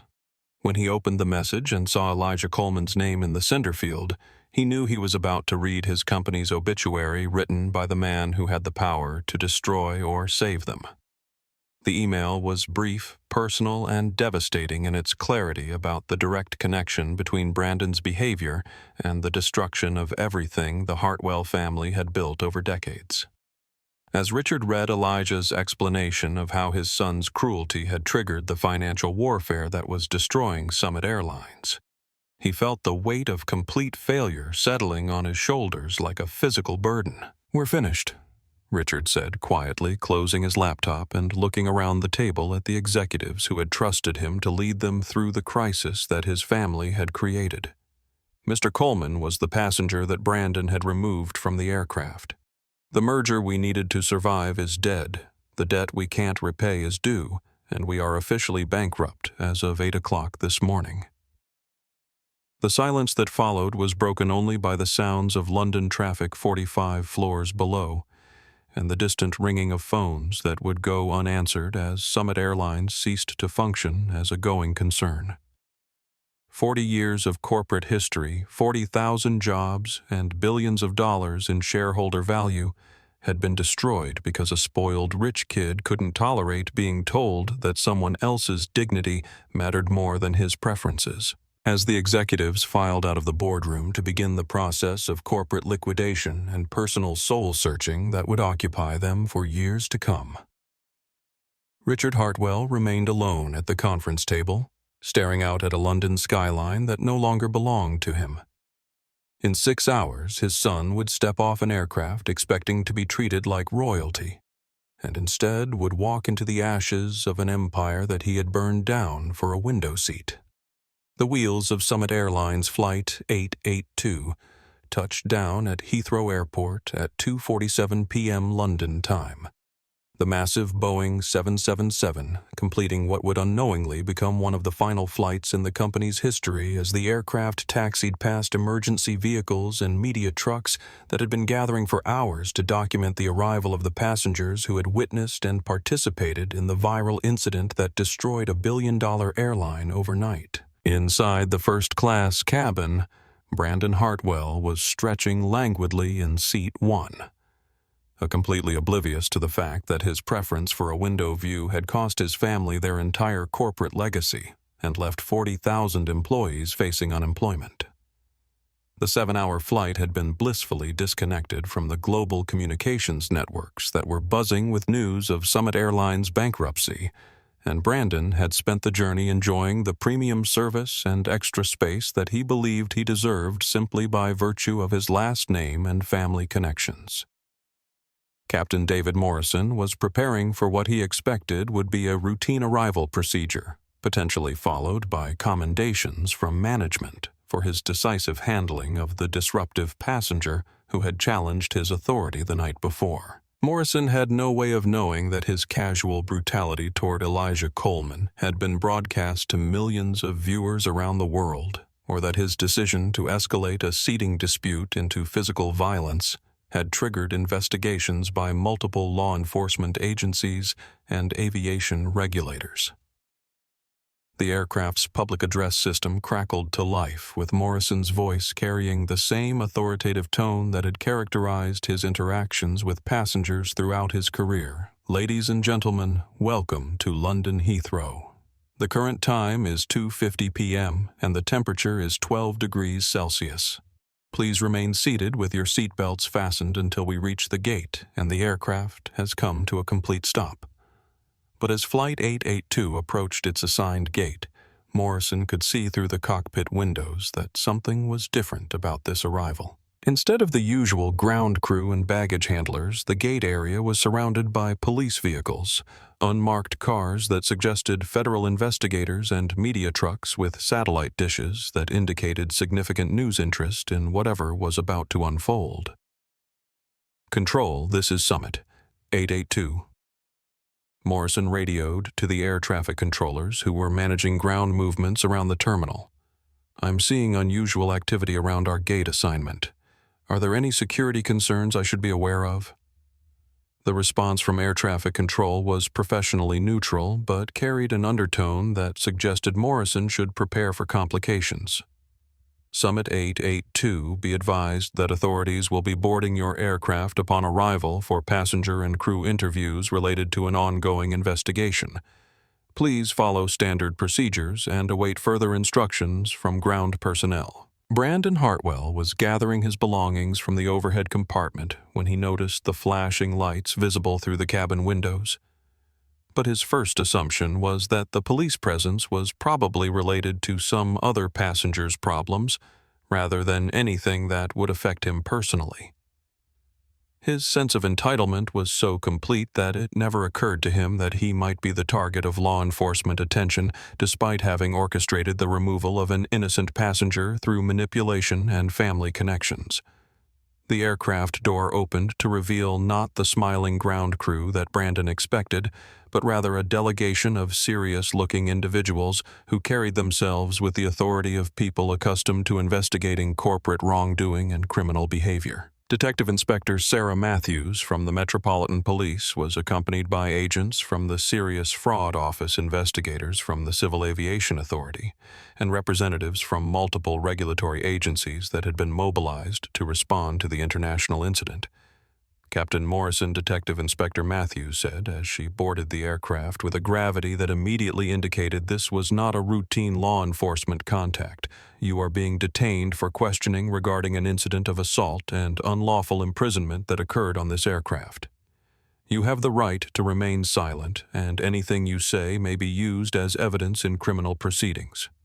Morrison's face went white as he processed the implications of being arrested in front of his crew and passengers, his authority as captain suddenly meaning nothing in the face of criminal charges that would end his career and potentially result in significant prison time. The video evidence that he had not yet seen made his guilt indisputable, and the international attention focused on the case meant that prosecutors would be under significant pressure to pursue maximum penalties. "This is absurd." Morrison sputtered, his voice lacking the commanding presence that he had displayed when ordering Elijah Coleman's removal. "I was maintaining order on my aircraft according to established protocols. Everything I did was within my authority as captain." "Your authority as captain doesn't extend to assaulting passengers who have committed no crimes," Detective Inspector Matthews replied as she signaled for other officers to place Morrison in custody. "The video evidence shows you escalating a situation that could have been resolved through dialogue, and your actions have resulted in significant harm to the victim and substantial public outcry about airline passenger treatment." As Morrison was led away in handcuffs, Brandon Hartwell finally began to understand that the police presence might be related to the previous night's events, though he still couldn't comprehend the scale of the consequences that his actions had triggered. He approached Detective Inspector Matthews with the confidence of someone who expected to be treated as a VIP witness rather than a potential criminal defendant. Officer Brandon said, using the casual tone that he employed with service personnel who he expected to defer to his social status, "I'm Brandon Hartwell, and I think there's been some confusion about what happened last night. The passenger who was removed was being disruptive and uncooperative, and the crew handled the situation appropriately." Detective Inspector Matthews studied Brandon with the expression of someone who had been briefed extensively on his role in creating the situation that had led to international headlines and corporate bankruptcy. "Mr. Hartwell, you are also being detained for questioning regarding conspiracy to commit assault and abuse of corporate position. Your manipulation of crew members to remove a passenger for your personal convenience constitutes criminal behavior under British law." The reality that he was being treated as a suspect rather than a witness finally penetrated Brandon's bubble of entitlement, and for the first time in his life, he found himself facing consequences that couldn't be avoided through family connections or financial influence. The handcuffs that the officers placed on his wrists were the same type that had been used on Elijah Coleman, but the symbolism was completely different. Elijah had been an innocent victim of injustice, while Brandon was a perpetrator finally being held accountable for his actions. "You can't arrest me," Brandon said, his voice rising to the whining pitch that he had used since childhood to protest outcomes that didn't meet his expectations. "My father owns this airline. I have diplomatic immunity. I demand to speak with the American ambassador." The claims were absurd and desperate, revealing someone whose understanding of power and privilege was so distorted that he genuinely believed his family connections made him immune to criminal prosecution. Detective Inspector Matthews ignored his protests and continued reading his rights, while other officers processed the evidence that would be used in the prosecution case. Meanwhile, in the first-class cabin, Maya Rodriguez was being interviewed by investigators who wanted to document her eyewitness account of the incident and understand the decisions that led her to film and share the video that had sparked international outrage. Her testimony would be crucial in establishing the criminal liability of everyone involved in Elijah Coleman's assault. "Ms. Rodriguez," said Agent Thompson from the Serious Fraud Office, "your video has been viewed more than 100 million times worldwide and has sparked investigations in multiple countries. Can you walk us through your decision-making process when you decided to start recording Maya's response, revealed someone who had understood the historical significance of what she was witnessing and had made a conscious decision to document injustice rather than remain a passive bystander? I knew immediately that what I was seeing was wrong." Mr. Coleman was sitting quietly in his seat, harming no one, and they were treating him like a criminal for the crime of expecting to receive the service he had paid for. I started filming because I knew that without documentation, people would find ways to justify what was unjustifiable. Her testimony, combined with the video evidence and the statements from other passengers, painted a picture of institutional failure that extended far beyond individual bad decisions to reveal cultural problems within Summit Airlines that had enabled and encouraged the kind of discriminatory treatment that Elijah had experienced. As the interviews continued and evidence was collected, news of Brandon Hartwell's arrest spread through social media and traditional news outlets, adding another chapter to a story that had already become a symbol of corporate accountability and the power of viral content to force justice in situations where traditional systems had failed. The hashtag #BrandonArrested began trending alongside hashtag Justice for Elijah, as millions of people around the world expressed satisfaction that the privileged young man, whose entitlement had triggered the crisis, was finally facing consequences for his actions. The arrest provided a sense of narrative closure for people who had been outraged by the original video and wanted to see accountability for everyone involved in the injustice. Back in the detention area of Heathrow Airport, Brandon was experiencing his first contact with a criminal justice system that didn't care about his family name or corporate connections. The holding cell was small, cold, and designed to make suspects uncomfortable while they waited for processing, and Brandon's expensive suit couldn't protect him from the reality that he was now just another defendant facing serious criminal charges. His phone calls to his father went unanswered because Richard Hartwell was still dealing with the bankruptcy proceedings that would liquidate Summit Airlines and eliminate the family fortune that Brandon had always taken for granted. The irony that Brandon's attempt to contact his father for help was failing because his own actions had destroyed his father's ability to provide that help was lost on him as he remained focused on his immediate discomfort rather than the broader consequences of his behavior. Detective Inspector Matthews returned to the holding area with a folder containing evidence that would be used in the prosecution of Brandon's case, including transcripts of the audio from Maya Rodriguez's video that captured his cruel whisper to Elijah Coleman about knowing his place. The evidence was overwhelming, and the international attention focused on the case meant that prosecutors would be seeking maximum penalties to send a message about accountability for corporate abuse of power. Mr. Hartwell, Detective Inspector Matthews said as she sat across from Brandon in the interview room, "We have video evidence of your role in orchestrating the assault of Mr. Coleman, audio evidence of your cruel treatment of him during the removal process, and witness testimony about your manipulation of crew members to achieve your personal preferences at the expense of another passenger's dignity. This is not a situation where you can claim innocence or minimize your responsibility." The interview that followed revealed the complete disconnect between Brandon's self-perception and the reality of his behavior as he continued to insist that he had done nothing wrong while investigators presented evidence that clearly documented his central role in creating a situation that had resulted in assault, corporate bankruptcy, and international outrage about airline passenger treatment. As Brandon struggled to comprehend that his actions had consequences that extended beyond his immediate comfort, Elijah Coleman was preparing to address the United States Congress about airline passenger rights and the cultural changes needed to prevent future incidents of institutional discrimination and abuse of power. The victim had become an advocate, while the perpetrator had become a symbol of privilege finally facing accountability.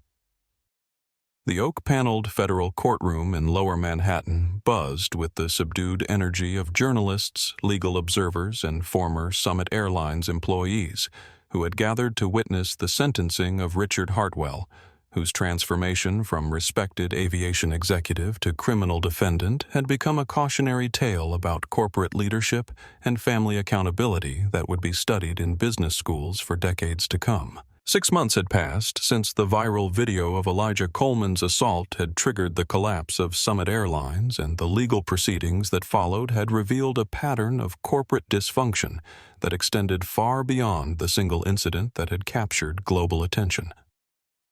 Federal investigators had discovered that Brandon Hartwell's gambling debts weren't just a personal problem, but had been systematically covered by corporate funds, that safety inspections had been falsified to avoid expensive repairs, and that executive compensation had been inflated, while employee benefits were cut to maintain profit margins that impressed investors but endangered passengers. Richard Hartwell sat at the defendant's table wearing a simple gray suit that represented a dramatic change from the custom-tailored clothing that had once been his uniform as CEO of a major airline. At 59, he looked older than his age, the stress of losing his company, his fortune, and his freedom having etched lines of exhaustion and regret into a face that had once projected confidence and authority. The man who had controlled a global transportation network now faced the prospect of spending his remaining productive years in federal prison, while his former employees struggled to rebuild careers that had been destroyed by his family's dysfunction. Judge Patricia Harrington, a 60-year veteran of the federal bench whose reputation for fairness was matched only by her intolerance for corporate executives who treated public trust as a private commodity, reviewed the sentencing memoranda that had been submitted by both prosecution and defense teams. The prosecution had requested the maximum sentence allowable under federal guidelines, arguing that Richard's failures as a leader had endangered public safety and that his son's behavior reflected corporate culture that prioritized privilege over accountability. The defense had requested leniency based on Richard's previously clean record and his cooperation with federal investigators. But even their sentencing memo acknowledged that Summit Airlines' collapse had been caused by leadership failures that extended far beyond the immediate circumstances of Elijah Coleman's assault. The company's bankruptcy had left 40,000 employees without jobs, eliminated billions of dollars in shareholder value, and disrupted air transportation for millions of passengers who had trusted Summit Airlines to provide safe and dignified service. Mr. Hartwell, Judge Harrington said, as she prepared to deliver a sentence that would determine how the final chapter of his life would be spent. You have pleaded guilty to 14 counts of securities fraud, corporate malfeasance, and willful endangerment of public safety. The evidence presented during your plea negotiations reveals a pattern of decision-making that prioritized short-term profit over passenger safety and employee welfare. The courtroom gallery was packed with former Summit Airlines employees who had lost their pensions when the company collapsed, their faces showing the particular mixture of anger and sadness that comes with watching someone you trusted destroy everything you had worked to build. Flight attendants who had dedicated their careers to passenger service pilots who had maintained perfect safety records, and ground crew who had worked double shifts to keep operations running smoothly, all faced an uncertain future because the leadership they had trusted had proven unworthy of that trust. Your son's behavior toward Mr. Coleman was not an isolated incident, but rather a symptom of corporate culture that you created and enabled. Judge Harrington continued, her voice carrying the moral authority that comes with decades of experience, holding powerful people accountable for their abuse of public trust. The evidence shows that you consistently prioritized family loyalty over corporate responsibility, allowing personal relationships to override professional judgment in ways that ultimately endangered everyone who depended on your company. Richard's attorney had advised him to remain silent during the sentencing hearing, but as he listened to Judge Harrington's assessment of his failures as a leader, he felt compelled to address the people whose lives had been destroyed by his decisions. The employees in the gallery deserved to hear an explanation, even if that explanation couldn't repair the damage that had been done or restore the careers that had been eliminated when Summit Airlines collapsed. Your Honor, Richard said, rising from his seat despite his attorney's obvious concern, I know that no apology can undo the harm that my failures have caused, but I need these people to know that I understand the magnitude of what I've done. I built Summit Airlines to be a company that my employees could be proud of, and I destroyed it because I couldn't bring myself to hold my own son accountable for behavior that I would never have tolerated from anyone else. The admission was both heartbreaking and infuriating for the employees who had trusted Richard to protect the company they had dedicated their lives to building. Many of them had worked for Summit Airlines for decades, believing that their loyalty and competence would be rewarded with job security and retirement benefits that were now gone forever because their CEO had been unable or unwilling to set appropriate boundaries for his own family. I enabled Brandon's destructive behavior because I thought I was protecting him. But what I was really doing was protecting myself from having to confront the reality that I had failed as both a father and a leader. Richard continued, his voice breaking slightly as he acknowledged the complete scope of his personal and professional failures. The employees who are here today deserved better leadership than I provided, and the passengers who trusted our company deserved better protection than they received. Judge Harrington listened to Richard's statement with the professional composure that federal judges develop through years of hearing defendants explain their crimes. But her expression suggested that she understood the genuine remorse behind his words, even as she prepared to impose a sentence that would reflect the serious consequences of his actions. Mr. Hartwell, your acknowledgement of responsibility is noted, but the scale of the harm you have caused requires a sentence that reflects the seriousness of corporate leadership failures, Judge Harrington said as she prepared to deliver a judgment that would be reported around the world as a warning to other executives who might be tempted to prioritize personal loyalty over public responsibility. You have been found guilty of crimes that affected thousands of employees, millions of passengers, and the integrity of the commercial aviation system that the public depends on for safe transportation. The sentence of this court is 15 years in federal prison to be served without possibility of parole, followed by 5 years of supervised release, during which you will be prohibited from holding executive positions in any publicly traded company. The sentence was severe but proportionate to the magnitude of Richard's failures, sending a message that corporate executives could not hide behind family loyalty or personal relationships when their leadership decisions endangered public safety and employee welfare. The 15-year term meant that Richard would likely spend the remainder of his productive life in prison, a consequence that reflected society's expectation that people who accepted the privileges of corporate leadership must also accept the responsibilities that came with those privileges. As federal marshals approached to take Richard into custody, he turned to look one last time at the employees who had gathered to witness his sentencing. Their faces showed a mixture of emotions that ranged from satisfaction at seeing justice served to sadness at the complete destruction of a company that had once been a source of pride and financial security for thousands of families. "I'm sorry," Richard said quietly, addressing the gallery rather than the judge or his attorneys.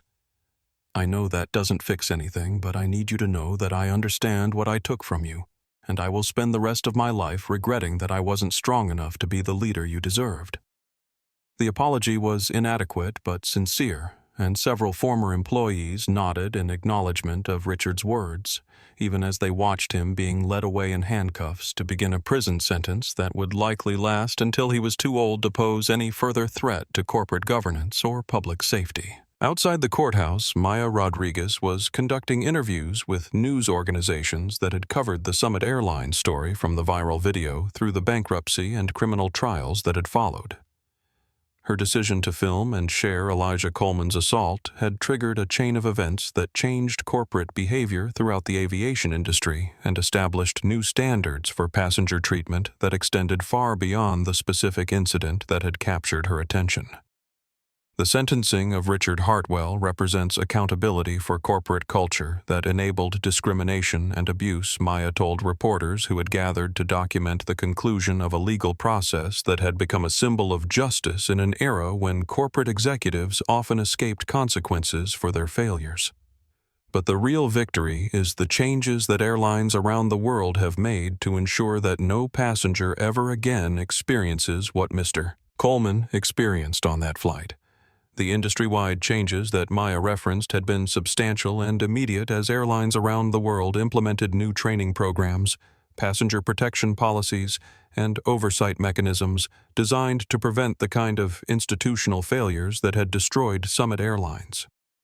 The federal regulations known as the Coleman Standards had established minimum requirements for passenger treatment that carried significant financial penalties for violations, and the cultural changes had been even more important than the legal changes in creating an environment where dignity was recognized as a fundamental right rather than a privilege to be granted or withheld based on social status. As the news crews packed up their equipment and former Summit Airlines employees dispersed to continue rebuilding their lives, the courthouse steps emptied except for a small group of people who had played central roles in a story that had begun with a simple seating dispute and evolved into a national conversation about power privilege and the price of treating human dignity as a commodity.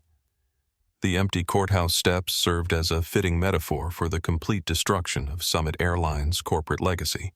But they also represented the beginning of a new chapter in commercial aviation, where passenger rights would be protected by more than just policies and regulations, but by a cultural understanding that every person who stepped onto an aircraft deserved to be treated with respect, regardless of their appearance, background, or ability to fight back against institutional discrimination. The price of arrogance had been calculated in billions of dollars, thousands of jobs, and multiple prison sentences, but the true cost had been measured in human dignity that could never be fully restored to the people who had been damaged by a corporate culture that prioritized profit and privilege over basic human decency. 18 months after Summit, airlines ceased to exist. Elijah Coleman stood in the renovated aircraft hangar at JFK International Airport that would serve as the headquarters for Pax Airways, the airline he had built from the ashes of the company that had once treated him as less than human.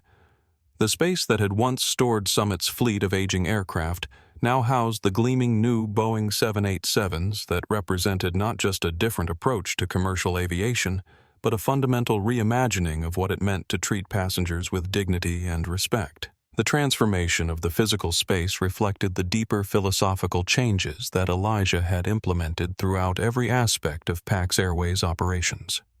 Where Summit Airlines had used velvet ropes and exclusive lounges to create hierarchies that separated passengers based on their ability to pay premium prices, Pax Airways had eliminated artificial barriers while still offering enhanced services for travelers who wanted additional comfort.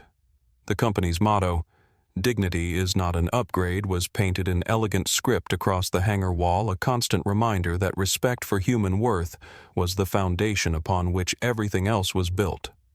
Elijah's shoulder had healed from the injury that Officer Rivera had inflicted during his violent removal from Summit's aircraft, though physical therapy sessions had been necessary to restore full range of motion, and the scar tissue still ached during changes in weather. But the physical healing had been accompanied by emotional growth that transformed his understanding of power privilege and the responsibility that came with both. The Reaper who had destroyed Summit Airlines through financial warfare had evolved into a leader who used his resources to create rather than destroy, to build systems that protected dignity rather than exploit vulnerability. The hiring process for Pax Airways had been deliberately inclusive, with many positions filled by former Summit Airlines employees who had lost their jobs when the company collapsed, but who had demonstrated competence and integrity throughout their careers. Sarah Chen, the flight attendant who had been manipulated into participating in Elijah's removal, had been among the first people hired when Pax Airways began operations, her experience serving as a valuable reminder of how good people could be corrupted by bad systems. "Mr. Coleman," Sarah said as she approached him in the hangar where he was reviewing the final preparations for Pax Airways' inaugural flight, her voice carrying a mixture of gratitude and nervous energy that reflected the significance of this moment for everyone involved in building the new airline. "The crew is ready for the pre-flight briefing, and passengers are beginning to arrive for check-in.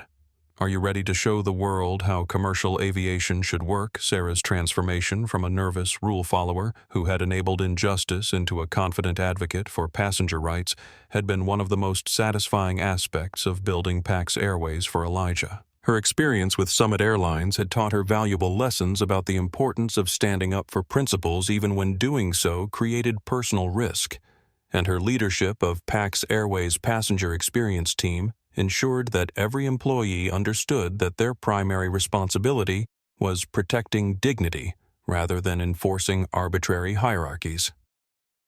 "I've been ready for this moment since the night I was dragged off that aircraft," Elijah replied, adjusting the simple navy blazer that had replaced the expensive suits that had once been his professional uniform. The clothing choice was deliberate, designed to signal that leadership at PAX Airways was accessible rather than intimidating, focused on service rather than status, committed to earning respect through actions rather than demanding deference through titles. The inaugural flight of PAX Airways would take passengers from New York to London, the same route that Elijah had been traveling when Summit Airlines had demonstrated that their definition of customer service included assault and humiliation for passengers who failed to defer to privilege and entitlement. But where Flight 882 had represented everything wrong with corporate culture. In commercial aviation flight, PAX 001 would demonstrate how dignity could be integrated into every aspect of the passenger experience without sacrificing efficiency or profitability. The passenger manifest for the inaugural flight had been carefully curated to include representatives from civil rights organizations, aviation regulators, business leaders, and ordinary travelers who had been selected through a lottery system that emphasized PAX Airways' commitment to serving everyone rather than just elite customers. Maya Rodriguez, whose viral video had triggered the chain of events that led to Summit's destruction and PAX's creation, had been invited as a guest of honor, her presence serving as a reminder of the power that ordinary people possessed to hold corporations accountable for their treatment of human beings. But the most significant passenger on flight PAX 001 would be Dorothy Williams, a 70-year-old retired teacher from Detroit whose life savings had been used to purchase an economy ticket to visit her first grandchild in London. Dorothy had never flown anything other than coach class during her entire life, but Elijah had personally upgraded her to seat 1A as a symbol of PAX Airways' commitment to treating every passenger with the respect and dignity that Summit Airlines had reserved for only the wealthiest travelers. "Mrs. Williams is in the VIP lounge," Sarah reported, her smile reflecting the genuine satisfaction that came with being part of an organization that created positive experiences rather than extracting maximum revenue from vulnerable people. She's never been in a first-class lounge before, and she keeps asking if she's in the right place. I told her that on PAX Airways, everyone is in the right place as long as they're treated with kindness and respect.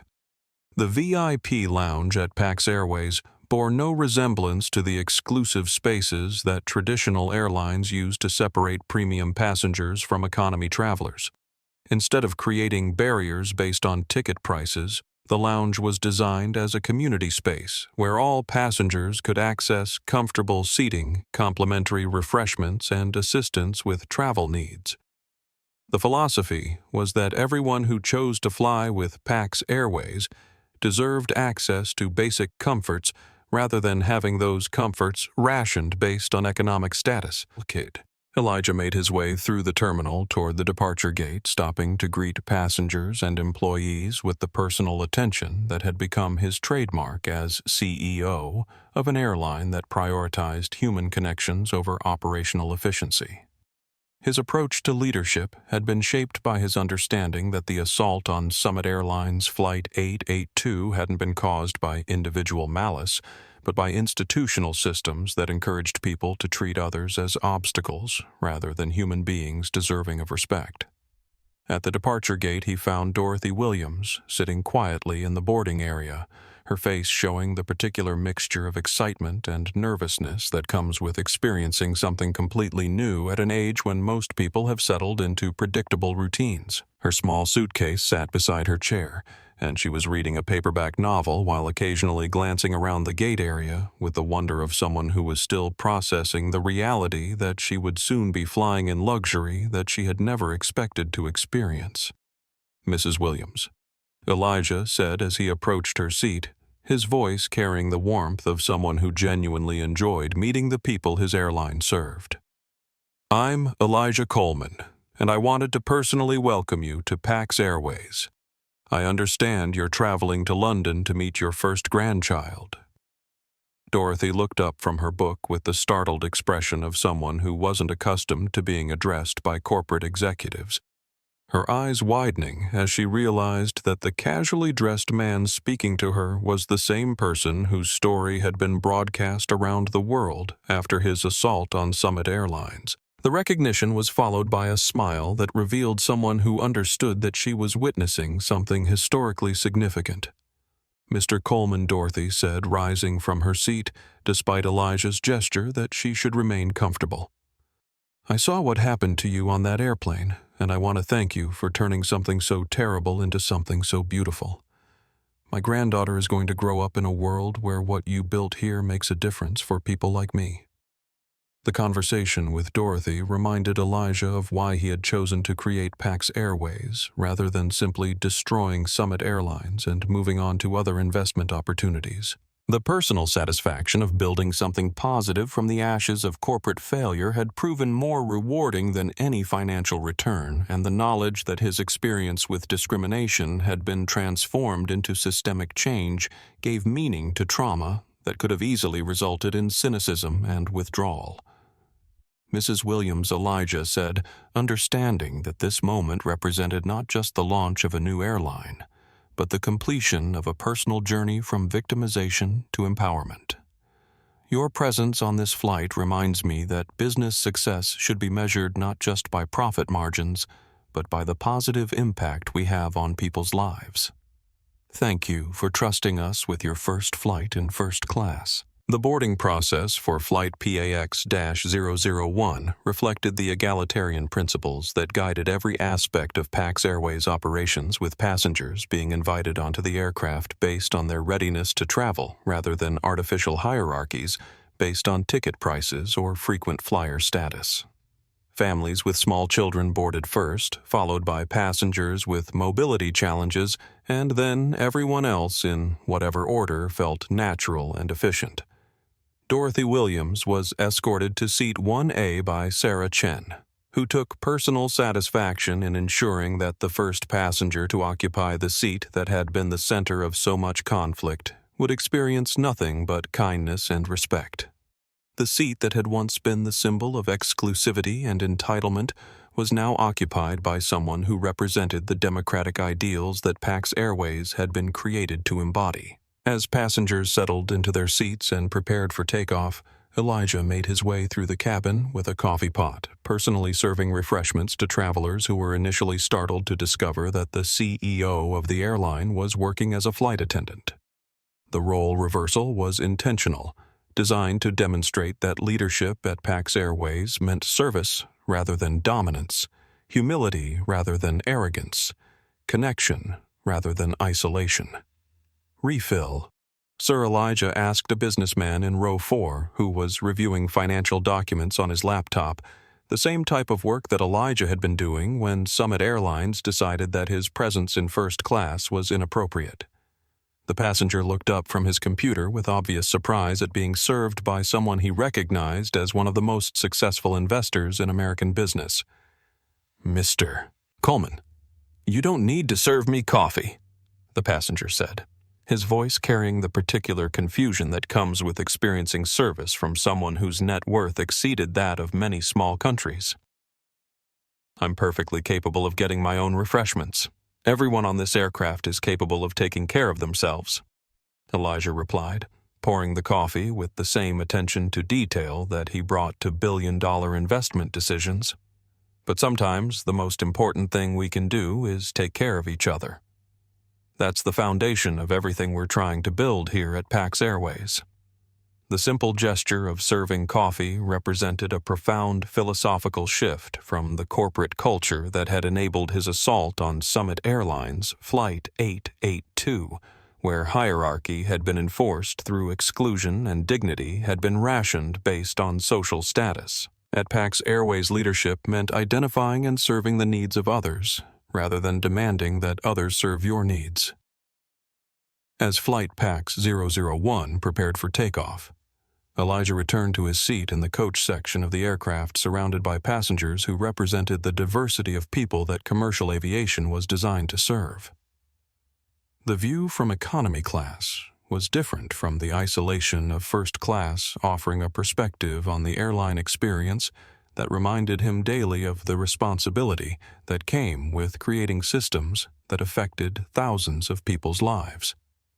The aircraft lifted off from JFK International Airport, carrying passengers who would experience commercial aviation as it was meant to be, dignified, respectful, and focused on the fundamental humanity that connected everyone who shared the extraordinary experience of flight. As New York City disappeared beneath the clouds, Elijah reflected on the journey that had brought him from the humiliation of Summit Airlines Flight 882 to the triumph of creating something better from the wreckage of corporate failure.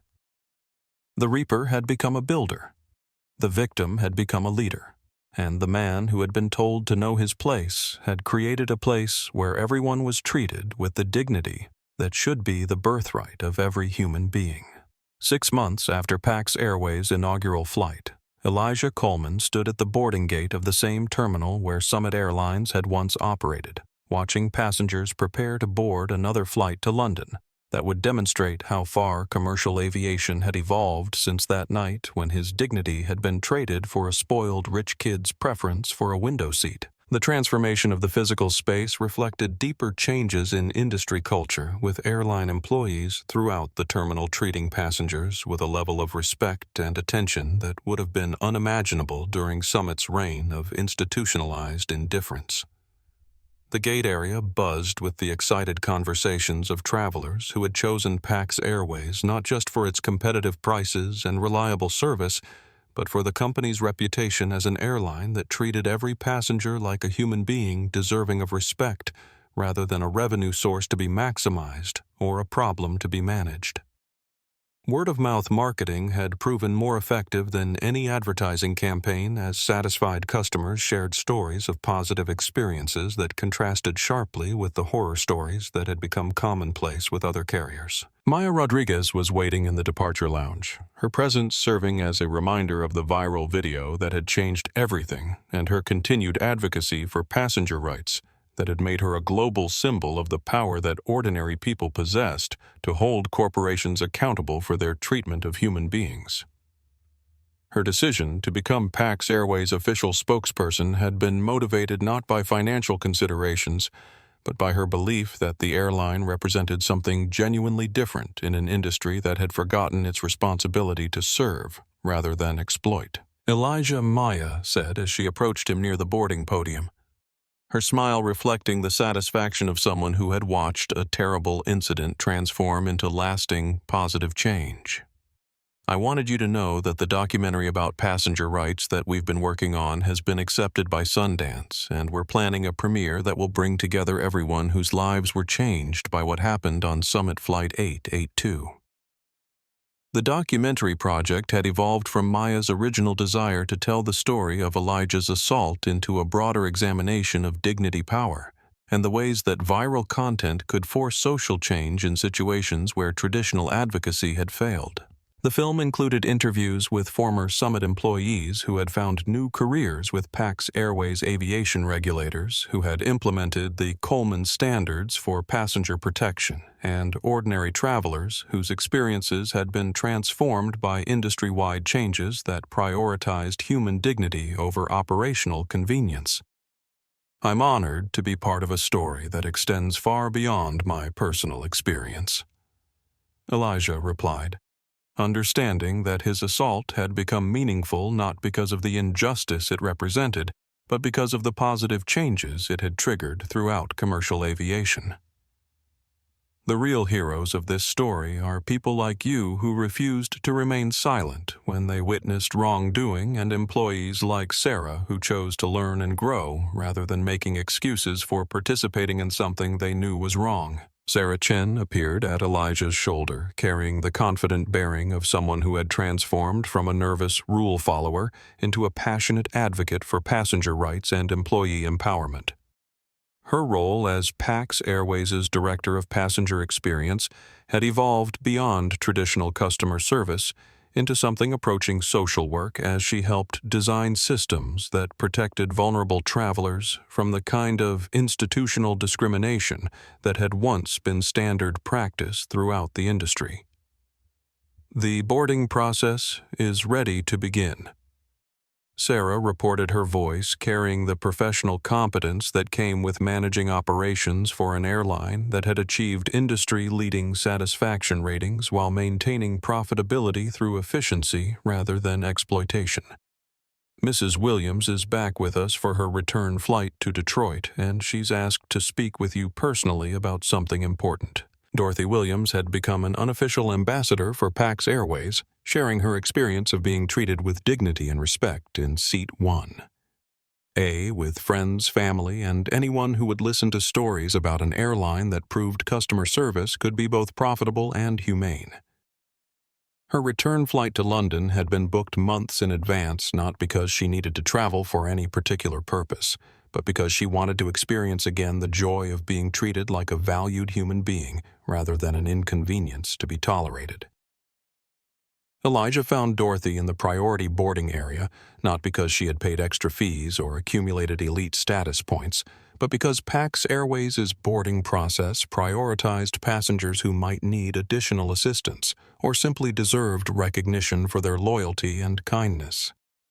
Her presence in that space sent a clear message that priority treatment should be based on human dignity rather than financial resources. "Mr.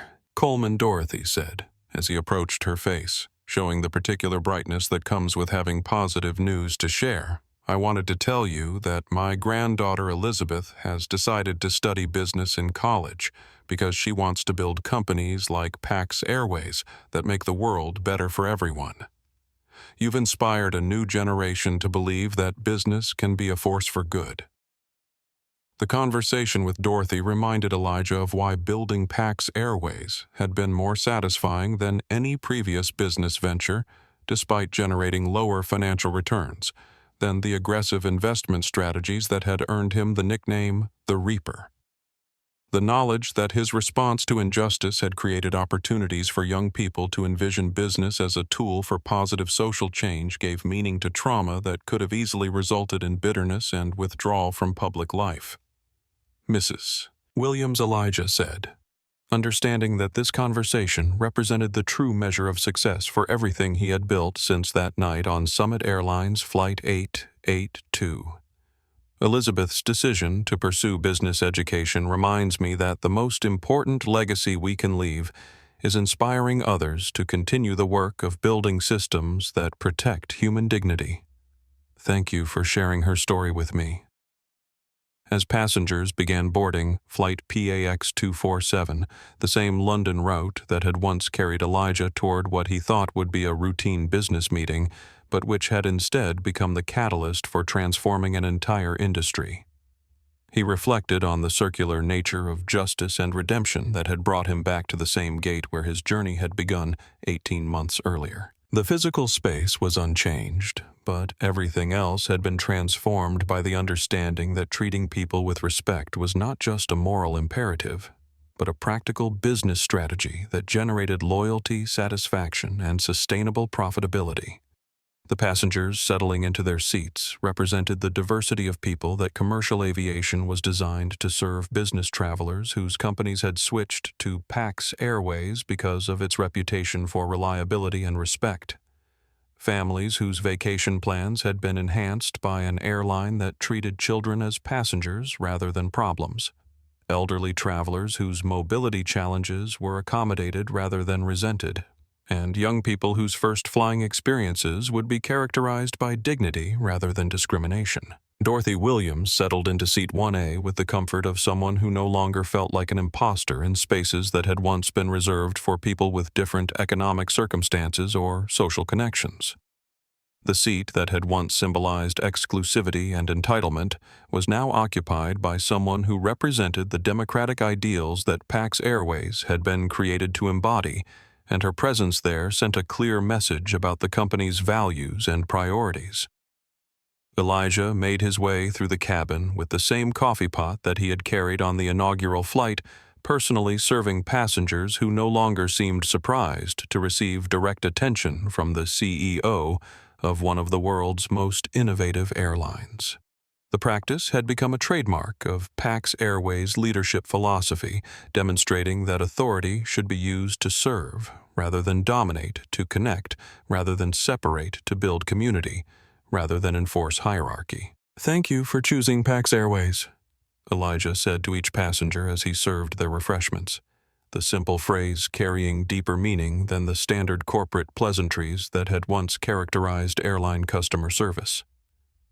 The gratitude was genuine, reflecting his understanding that passengers had choices in how they traveled and that their decision to support Pax Airways represented a vote for the values that the company embodied. A young business traveler in row 12 looked up from her laptop as Elijah approached with the coffee pot, her face showing recognition, followed by curiosity about why someone of his stature was working as a flight attendant rather than sitting in an executive office making strategic decisions. "Mr. Coleman," she said, "I've read about your background and I'm curious about why you chose to build an airline rather than continuing with private equity investments that probably generated higher returns." The question provided an opportunity for Elijah to articulate the philosophical transformation that had occurred since his assault on Summit Airlines Flight 882. The evolution from a focus on financial returns to a broader understanding of what success meant in both business and life. "I discovered that the most valuable returns aren't always measured in dollars," he replied, pouring her coffee with the same attention to detail that he had once brought to analyzing investment opportunities. "Building something that makes people's lives better provides a satisfaction that financial profits can't match." As Flight PAX 247 prepared for takeoff, Elijah returned to his seat in the coach section of the aircraft, surrounded by passengers whose positive energy reflected their confidence that they would be treated with dignity throughout their journey. The atmosphere was markedly different from the tension that had characterized Summit Airlines flights, where passengers had learned to expect indifference at best and hostility at worst from crew members who had been trained to prioritize operational efficiency over human connection. The aircraft lifted off from JFK International Airport, carrying passengers who would experience the promise that Pax Airways had made to commercial aviation, that flying could be dignified, respectful, and focused on the fundamental humanity that connected everyone who shared the extraordinary experience of leaving the ground and soaring through the sky toward distant destinations. As New York City receded beneath the clouds, Elijah thought about the young woman whose granddaughter would grow up believing that business could be a force for positive change in the world. The transformation was complete, not just of an individual who had been victimized and had chosen to respond with creation rather than destruction, but of an entire industry that had been forced to confront its treatment of the people it served. The man who had once been called the Reaper for his ability to destroy failing companies had become known as someone who could build thriving organizations that proved profit and principle could coexist in ways that benefited everyone involved. As the Atlantic Ocean stretched endlessly beneath the aircraft carrying passengers toward London, Elijah Coleman closed his eyes and smiled, understanding that the journey that had begun with humiliation and assault had been transformed into something beautiful, something lasting, something that would continue to protect human dignity long after his own story had ended. The Federal Correctional Facility in upstate New York buzzed with the routine activities of an institution designed to separate dangerous people from society while providing opportunities for reflection and rehabilitation. But Richard Hartwell's cell remained quiet, except for the scratching of a pen across paper as he wrote letters that would never be sent to former employees whose lives had been destroyed by his failures as a leader and father.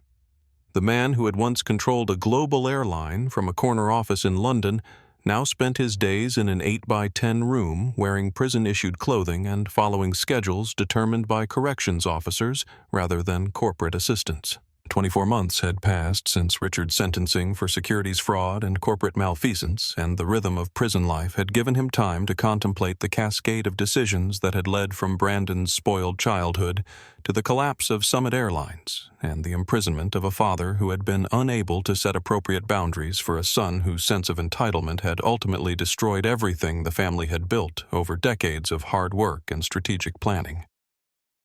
The letters that Richard wrote but never mailed were addressed to specific employees whose names he remembered from company meetings, annual reviews, and retirement celebrations, people whose dedication to Summit Airlines had been repaid with unemployment and lost pensions when the company collapsed under the weight of Brandon's behavior and Richard's enabling response to that behavior. Writing the letters had become a form of meditation, a way of processing guilt that would follow him for the rest of his life regardless of how many years he spent in prison. Dear Margaret, one letter began addressed to a flight attendant who had worked for Summit Airlines for 37 years before losing her job and retirement benefits when the company went bankrupt. I know that no apology can restore what you lost when my family's dysfunction destroyed the company you dedicated your career to building. But I need you to know that I understand the magnitude of what my failures cost you, and thousands of others who deserved better leadership than I provided. The federal work program had assigned Richard to the prison library where his business education and corporate experience had been deemed useful for helping other inmates prepare for reintegration into society after completing their sentences. The irony that someone who had failed so spectacularly at managing his own family and company was now counseling others about making better choices was not lost on him. But the work provided purpose and structure that made the long days more bearable. His conversations with younger inmates often centered on accountability and the ways that privilege could become a trap that prevented people from developing the character and judgment necessary for genuine success. Richard shared his story not as an excuse for his behavior, but as a warning about the dangers of confusing wealth with wisdom, authority with competence, and loyalty with enabling destructive patterns that ultimately hurt everyone involved. The hardest part, Richard told Marcus, a 26-year-old convicted of financial fraud, who reminded him painfully of Brandon at the same age, is understanding that I thought I was protecting my son by shielding him from consequences. But what I was really doing was preventing him from developing the character he needed to become a decent human being. The conversations were painful because they forced Richard to confront not just his failures as a CEO, but his deeper failures as a father who had prioritized his son's comfort over his son's character development. The enabling that had started with minor childhood infractions had escalated through expensive private school tuition, designed to cover up academic failures, college admission secured through family connections, rather than merit and corporate positions that Brandon had never earned through competence or dedication. Meanwhile, 300 miles away in Cleveland, Ohio, Brandon Hartwell was experiencing his own form of accountability as he waited in the Port Authority bus terminal for the Greyhound service that would take him to his court-mandated community service assignment at a homeless shelter where he would spend the next 2 years working off his sentence for conspiracy to commit assault and abuse of corporate position. The federal no-fly list had made bus transportation his only option for intercity travel, and the man who had once demanded window seats in first-class cabins now found himself grateful for any available seat on vehicles that smelled of disinfectant and desperation. Brandon's transformation had been more dramatic than his father's, partly because his fall had been from a greater height of entitlement, and partly because his youth had made him more adaptable to changed circumstances. The gambling addiction that had driven much of his destructive behavior had been addressed through court-mandated counseling, and the enforced humility of bus travel and community service had given him perspectives on dignity and respect that his privileged upbringing had never provided. The homeless shelter where Brandon worked was located in one of Cleveland's most challenging neighborhoods, and his daily interactions with people who had lost everything due to circumstances often beyond their control had taught him lessons about resilience and humanity that no amount of family wealth could have provided. The irony that someone whose sense of entitlement had destroyed thousands of jobs was now serving people whose unemployment often resulted from corporate decisions similar to his father's was not lost on him. Brandon said Maria Santos, the shelter director whose 20 years of social work had taught her to recognize genuine change versus superficial compliance with court orders. I wanted to talk with you about your application to extend your service here beyond what the court requires. Are you sure this is how you want to spend the next phase of your life? The question reflected Maria's surprise at Brandon's evolution from a reluctant court-ordered volunteer into someone who seemed genuinely committed to understanding and addressing the systemic issues that created homelessness, addiction, and desperation among populations that his former lifestyle had insulated him from encountering or considering. Maria Brandon replied, his voice carrying the humility of someone who had learned hard lessons about the difference between privilege and worth. Working here is the first time in my life that I've done something that actually mattered to people who needed help. I destroyed my father's company and thousands of people's livelihoods because I couldn't handle being told no about an airplane seat. If I can spend the rest of my life helping people whose problems are real, instead of manufacturing problems because I'm bored and entitled, maybe I can find some way to balance the scales. The conversation took place in Maria's small office, whose walls were covered with photos of shelter residents who had successfully transitioned to permanent housing sobriety and employment that allowed them to rebuild their lives after periods of desperation that could have easily resulted in death rather than recovery. Brandon's presence in that space represented a form of justice that couldn't be achieved through criminal prosecution alone, as someone who had benefited from inherited wealth and privilege learned to understand the experiences of people for whom dignity was a daily struggle rather than an assumed birthright. Your father's release hearing is scheduled for next month, Maria continued, understanding that Brandon's family relationships had been complicated by the legal proceedings and social consequences that followed Summit Airline's collapse. Have you given any thought to whether you want to maintain contact with him and what kind of relationship might be possible given everything that's happened? The question of family reconciliation was complex because both Richard and Brandon had been changed by their experiences with accountability in ways that made their previous relationship patterns impossible to maintain. Richard's time in prison had forced him to confront his enabling behaviors, while Brandon's community service had taught him about the real-world consequences of privilege and entitlement that he had never been required to consider during his protected upbringing. I think Brandon said slowly, his words reflecting the careful consideration of someone who had learned that impulsive decisions carried consequences that extended far beyond immediate circumstances, that we both needed to understand who we really are when we're not defined by money and corporate positions and family connections that insulated us from the results of our choices. Maybe now we can build a relationship based on who we've become rather than who we used to be. The possibility of reconciliation between Richard and Brandon represented a form of redemption that extended beyond legal penalties into the more challenging territory of personal growth and family healing. Both men had been forced to confront character defects that wealth and privilege had allowed them to avoid addressing, and their separate journeys through accountability had created opportunities for authentic connection that their previous relationship had never achieved. 3 months later, Richard Hartwell walked out of federal prison carrying a cardboard box containing the few personal possessions he had been allowed to accumulate during his incarceration, his face showing the particular mixture of apprehension and determination that comes with starting over at an age when most people are preparing for retirement.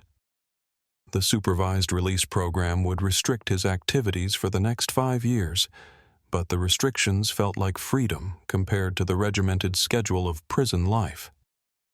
Brandon was waiting in the parking lot, his appearance transformed by 2 years of physical labor and community service that had replaced his soft corporate physique with the lean frame of someone who had learned to work with his hands rather than manipulating others to do work for him. The reunion was awkward initially, both men understanding that they needed to rebuild their relationship from scratch rather than resuming the dysfunctional patterns that had contributed to Summit Airline's destruction.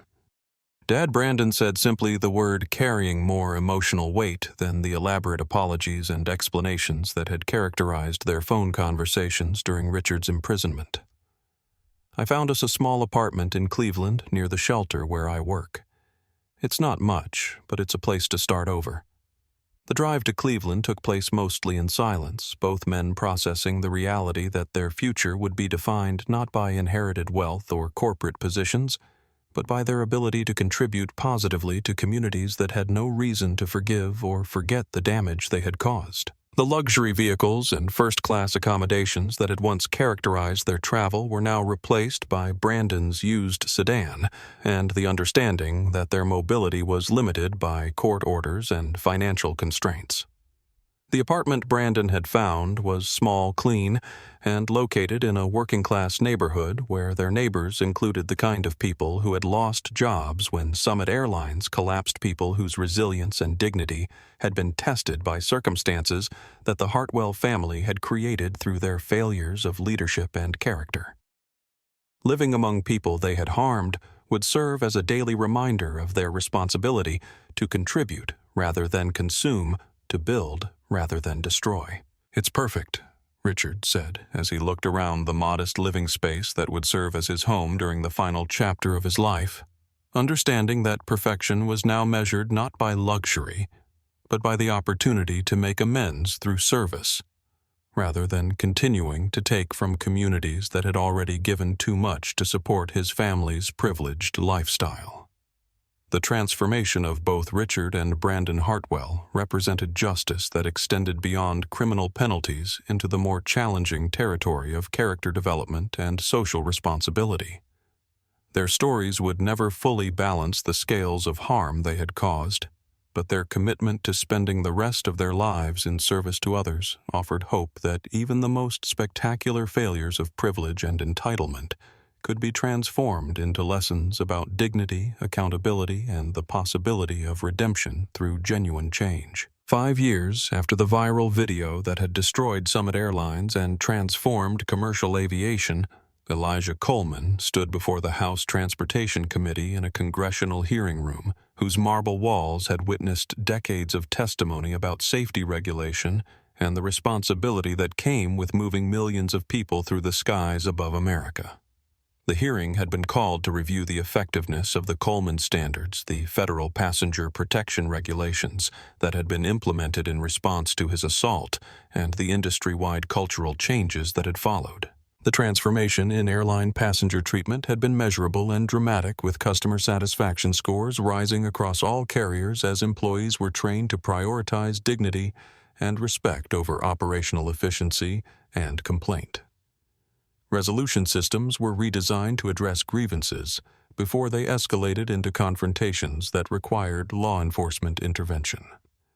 The changes had proven that treating people with respect was not just morally right, but financially beneficial, as airlines discovered that satisfied passengers generated more revenue through loyalty and positive word of mouth than dissatisfied passengers who might pay fees but would switch carriers at the first opportunity.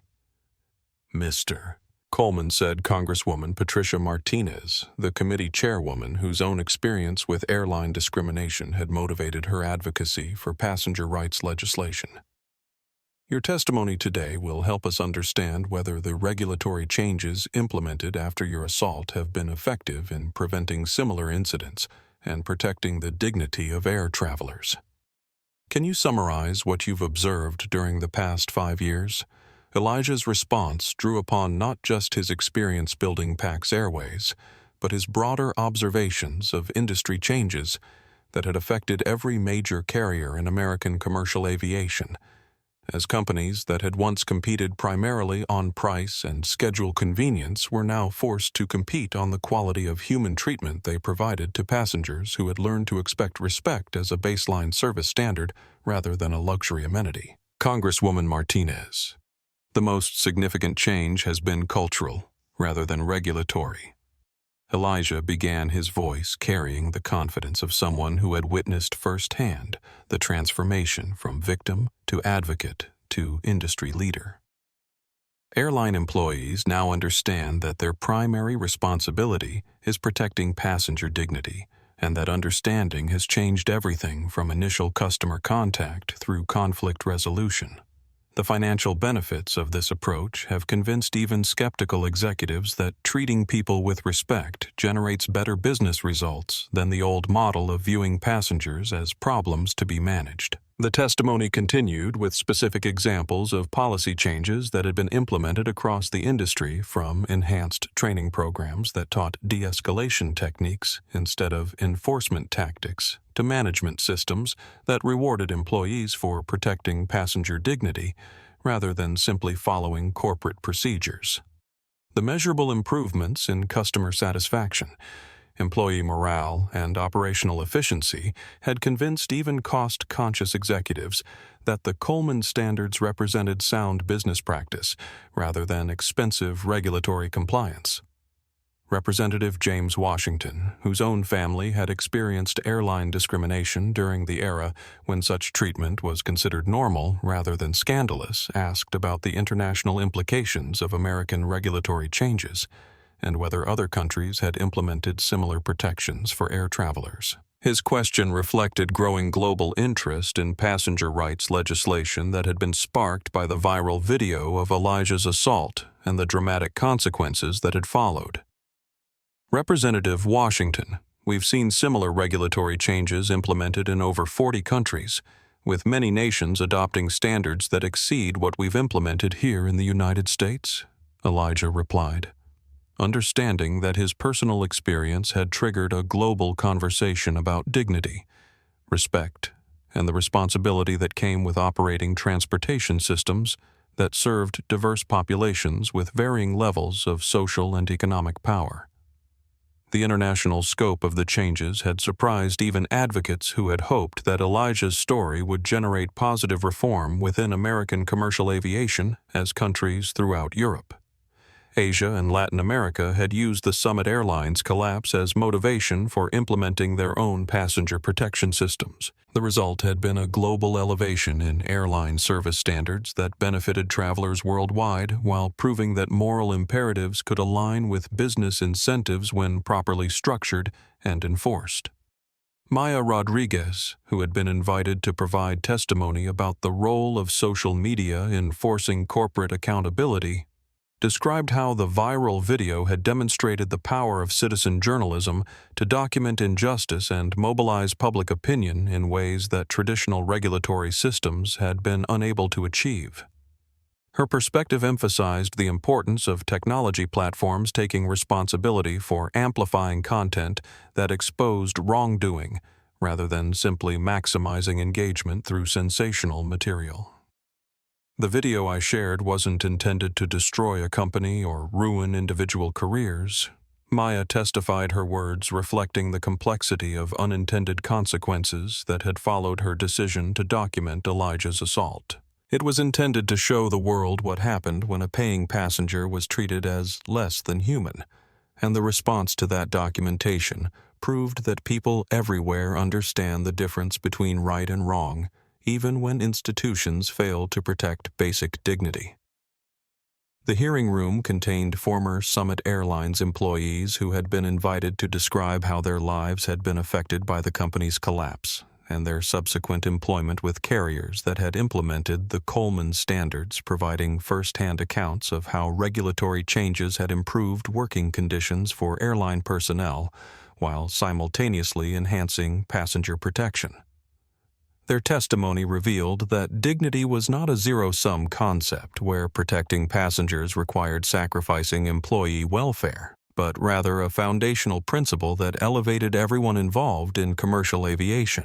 Sarah Chen, now serving as Director of Passenger Experience for PAX Airways, provided specific examples of how policy changes had been implemented in ways that protected both passengers and employees from the kind of conflicts that had once been considered inevitable aspects of airline operations. Her evolution from someone who had participated in Elijah's assault to someone who led industry efforts to prevent similar incidents demonstrated the possibility of learning and growth even after participating in serious institutional failures. The most important change, Sarah testified, has been the understanding that conflicts between passengers and crew members usually result from system failures rather than individual character defects, and that solving those conflicts requires addressing the systems rather than punishing the people who get caught in dysfunctional situations. As the hearing drew to a close, Congresswoman Martinez asked Elijah about his personal journey from victim to advocate to industry leader and whether the changes that had been implemented would be sufficient to prevent future incidents of institutional discrimination and abuse of corporate power. The question provided an opportunity for him to reflect not just on policy changes, but on the deeper cultural transformations that had made those policies necessary and effective.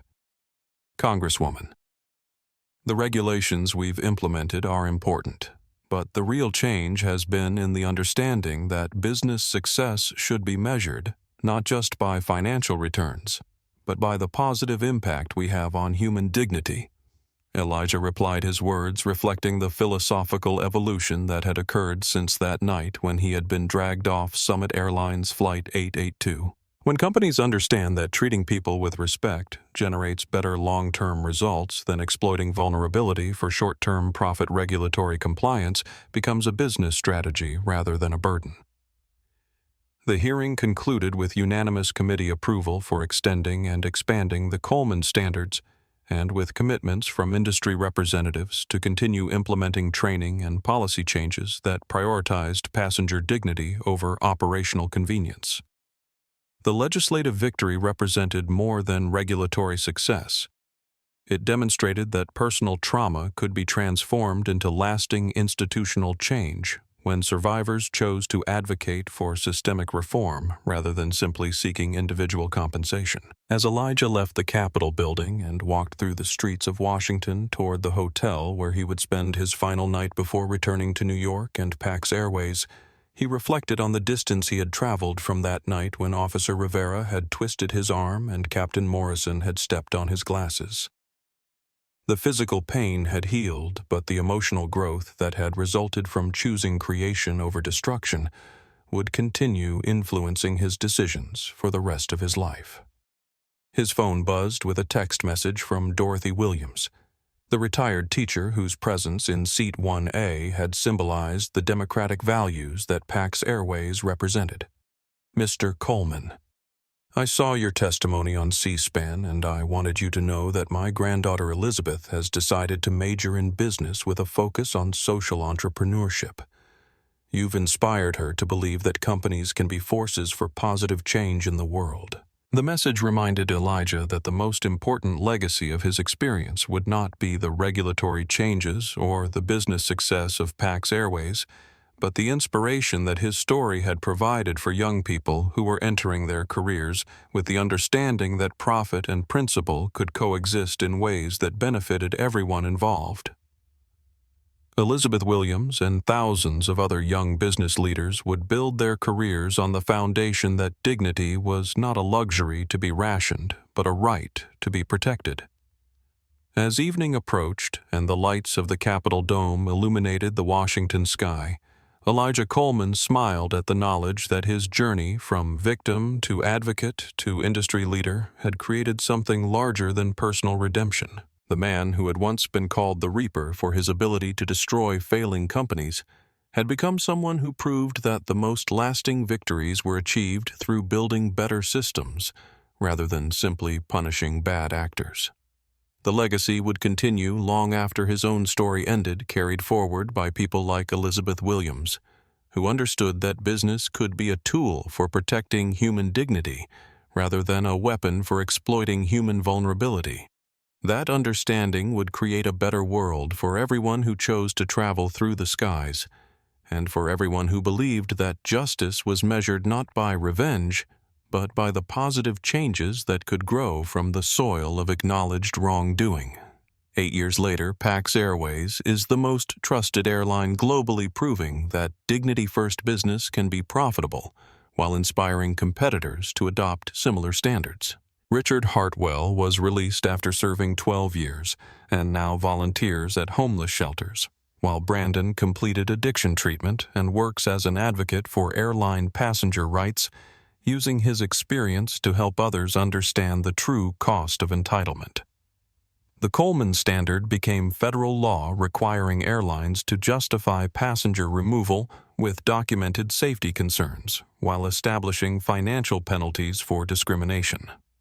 Maya Rodriguez's documentary sparked nationwide conversations about dignity and corporate accountability, winning an Academy Award, and inspiring legislation in over 40 countries that elevated passenger protection standards worldwide.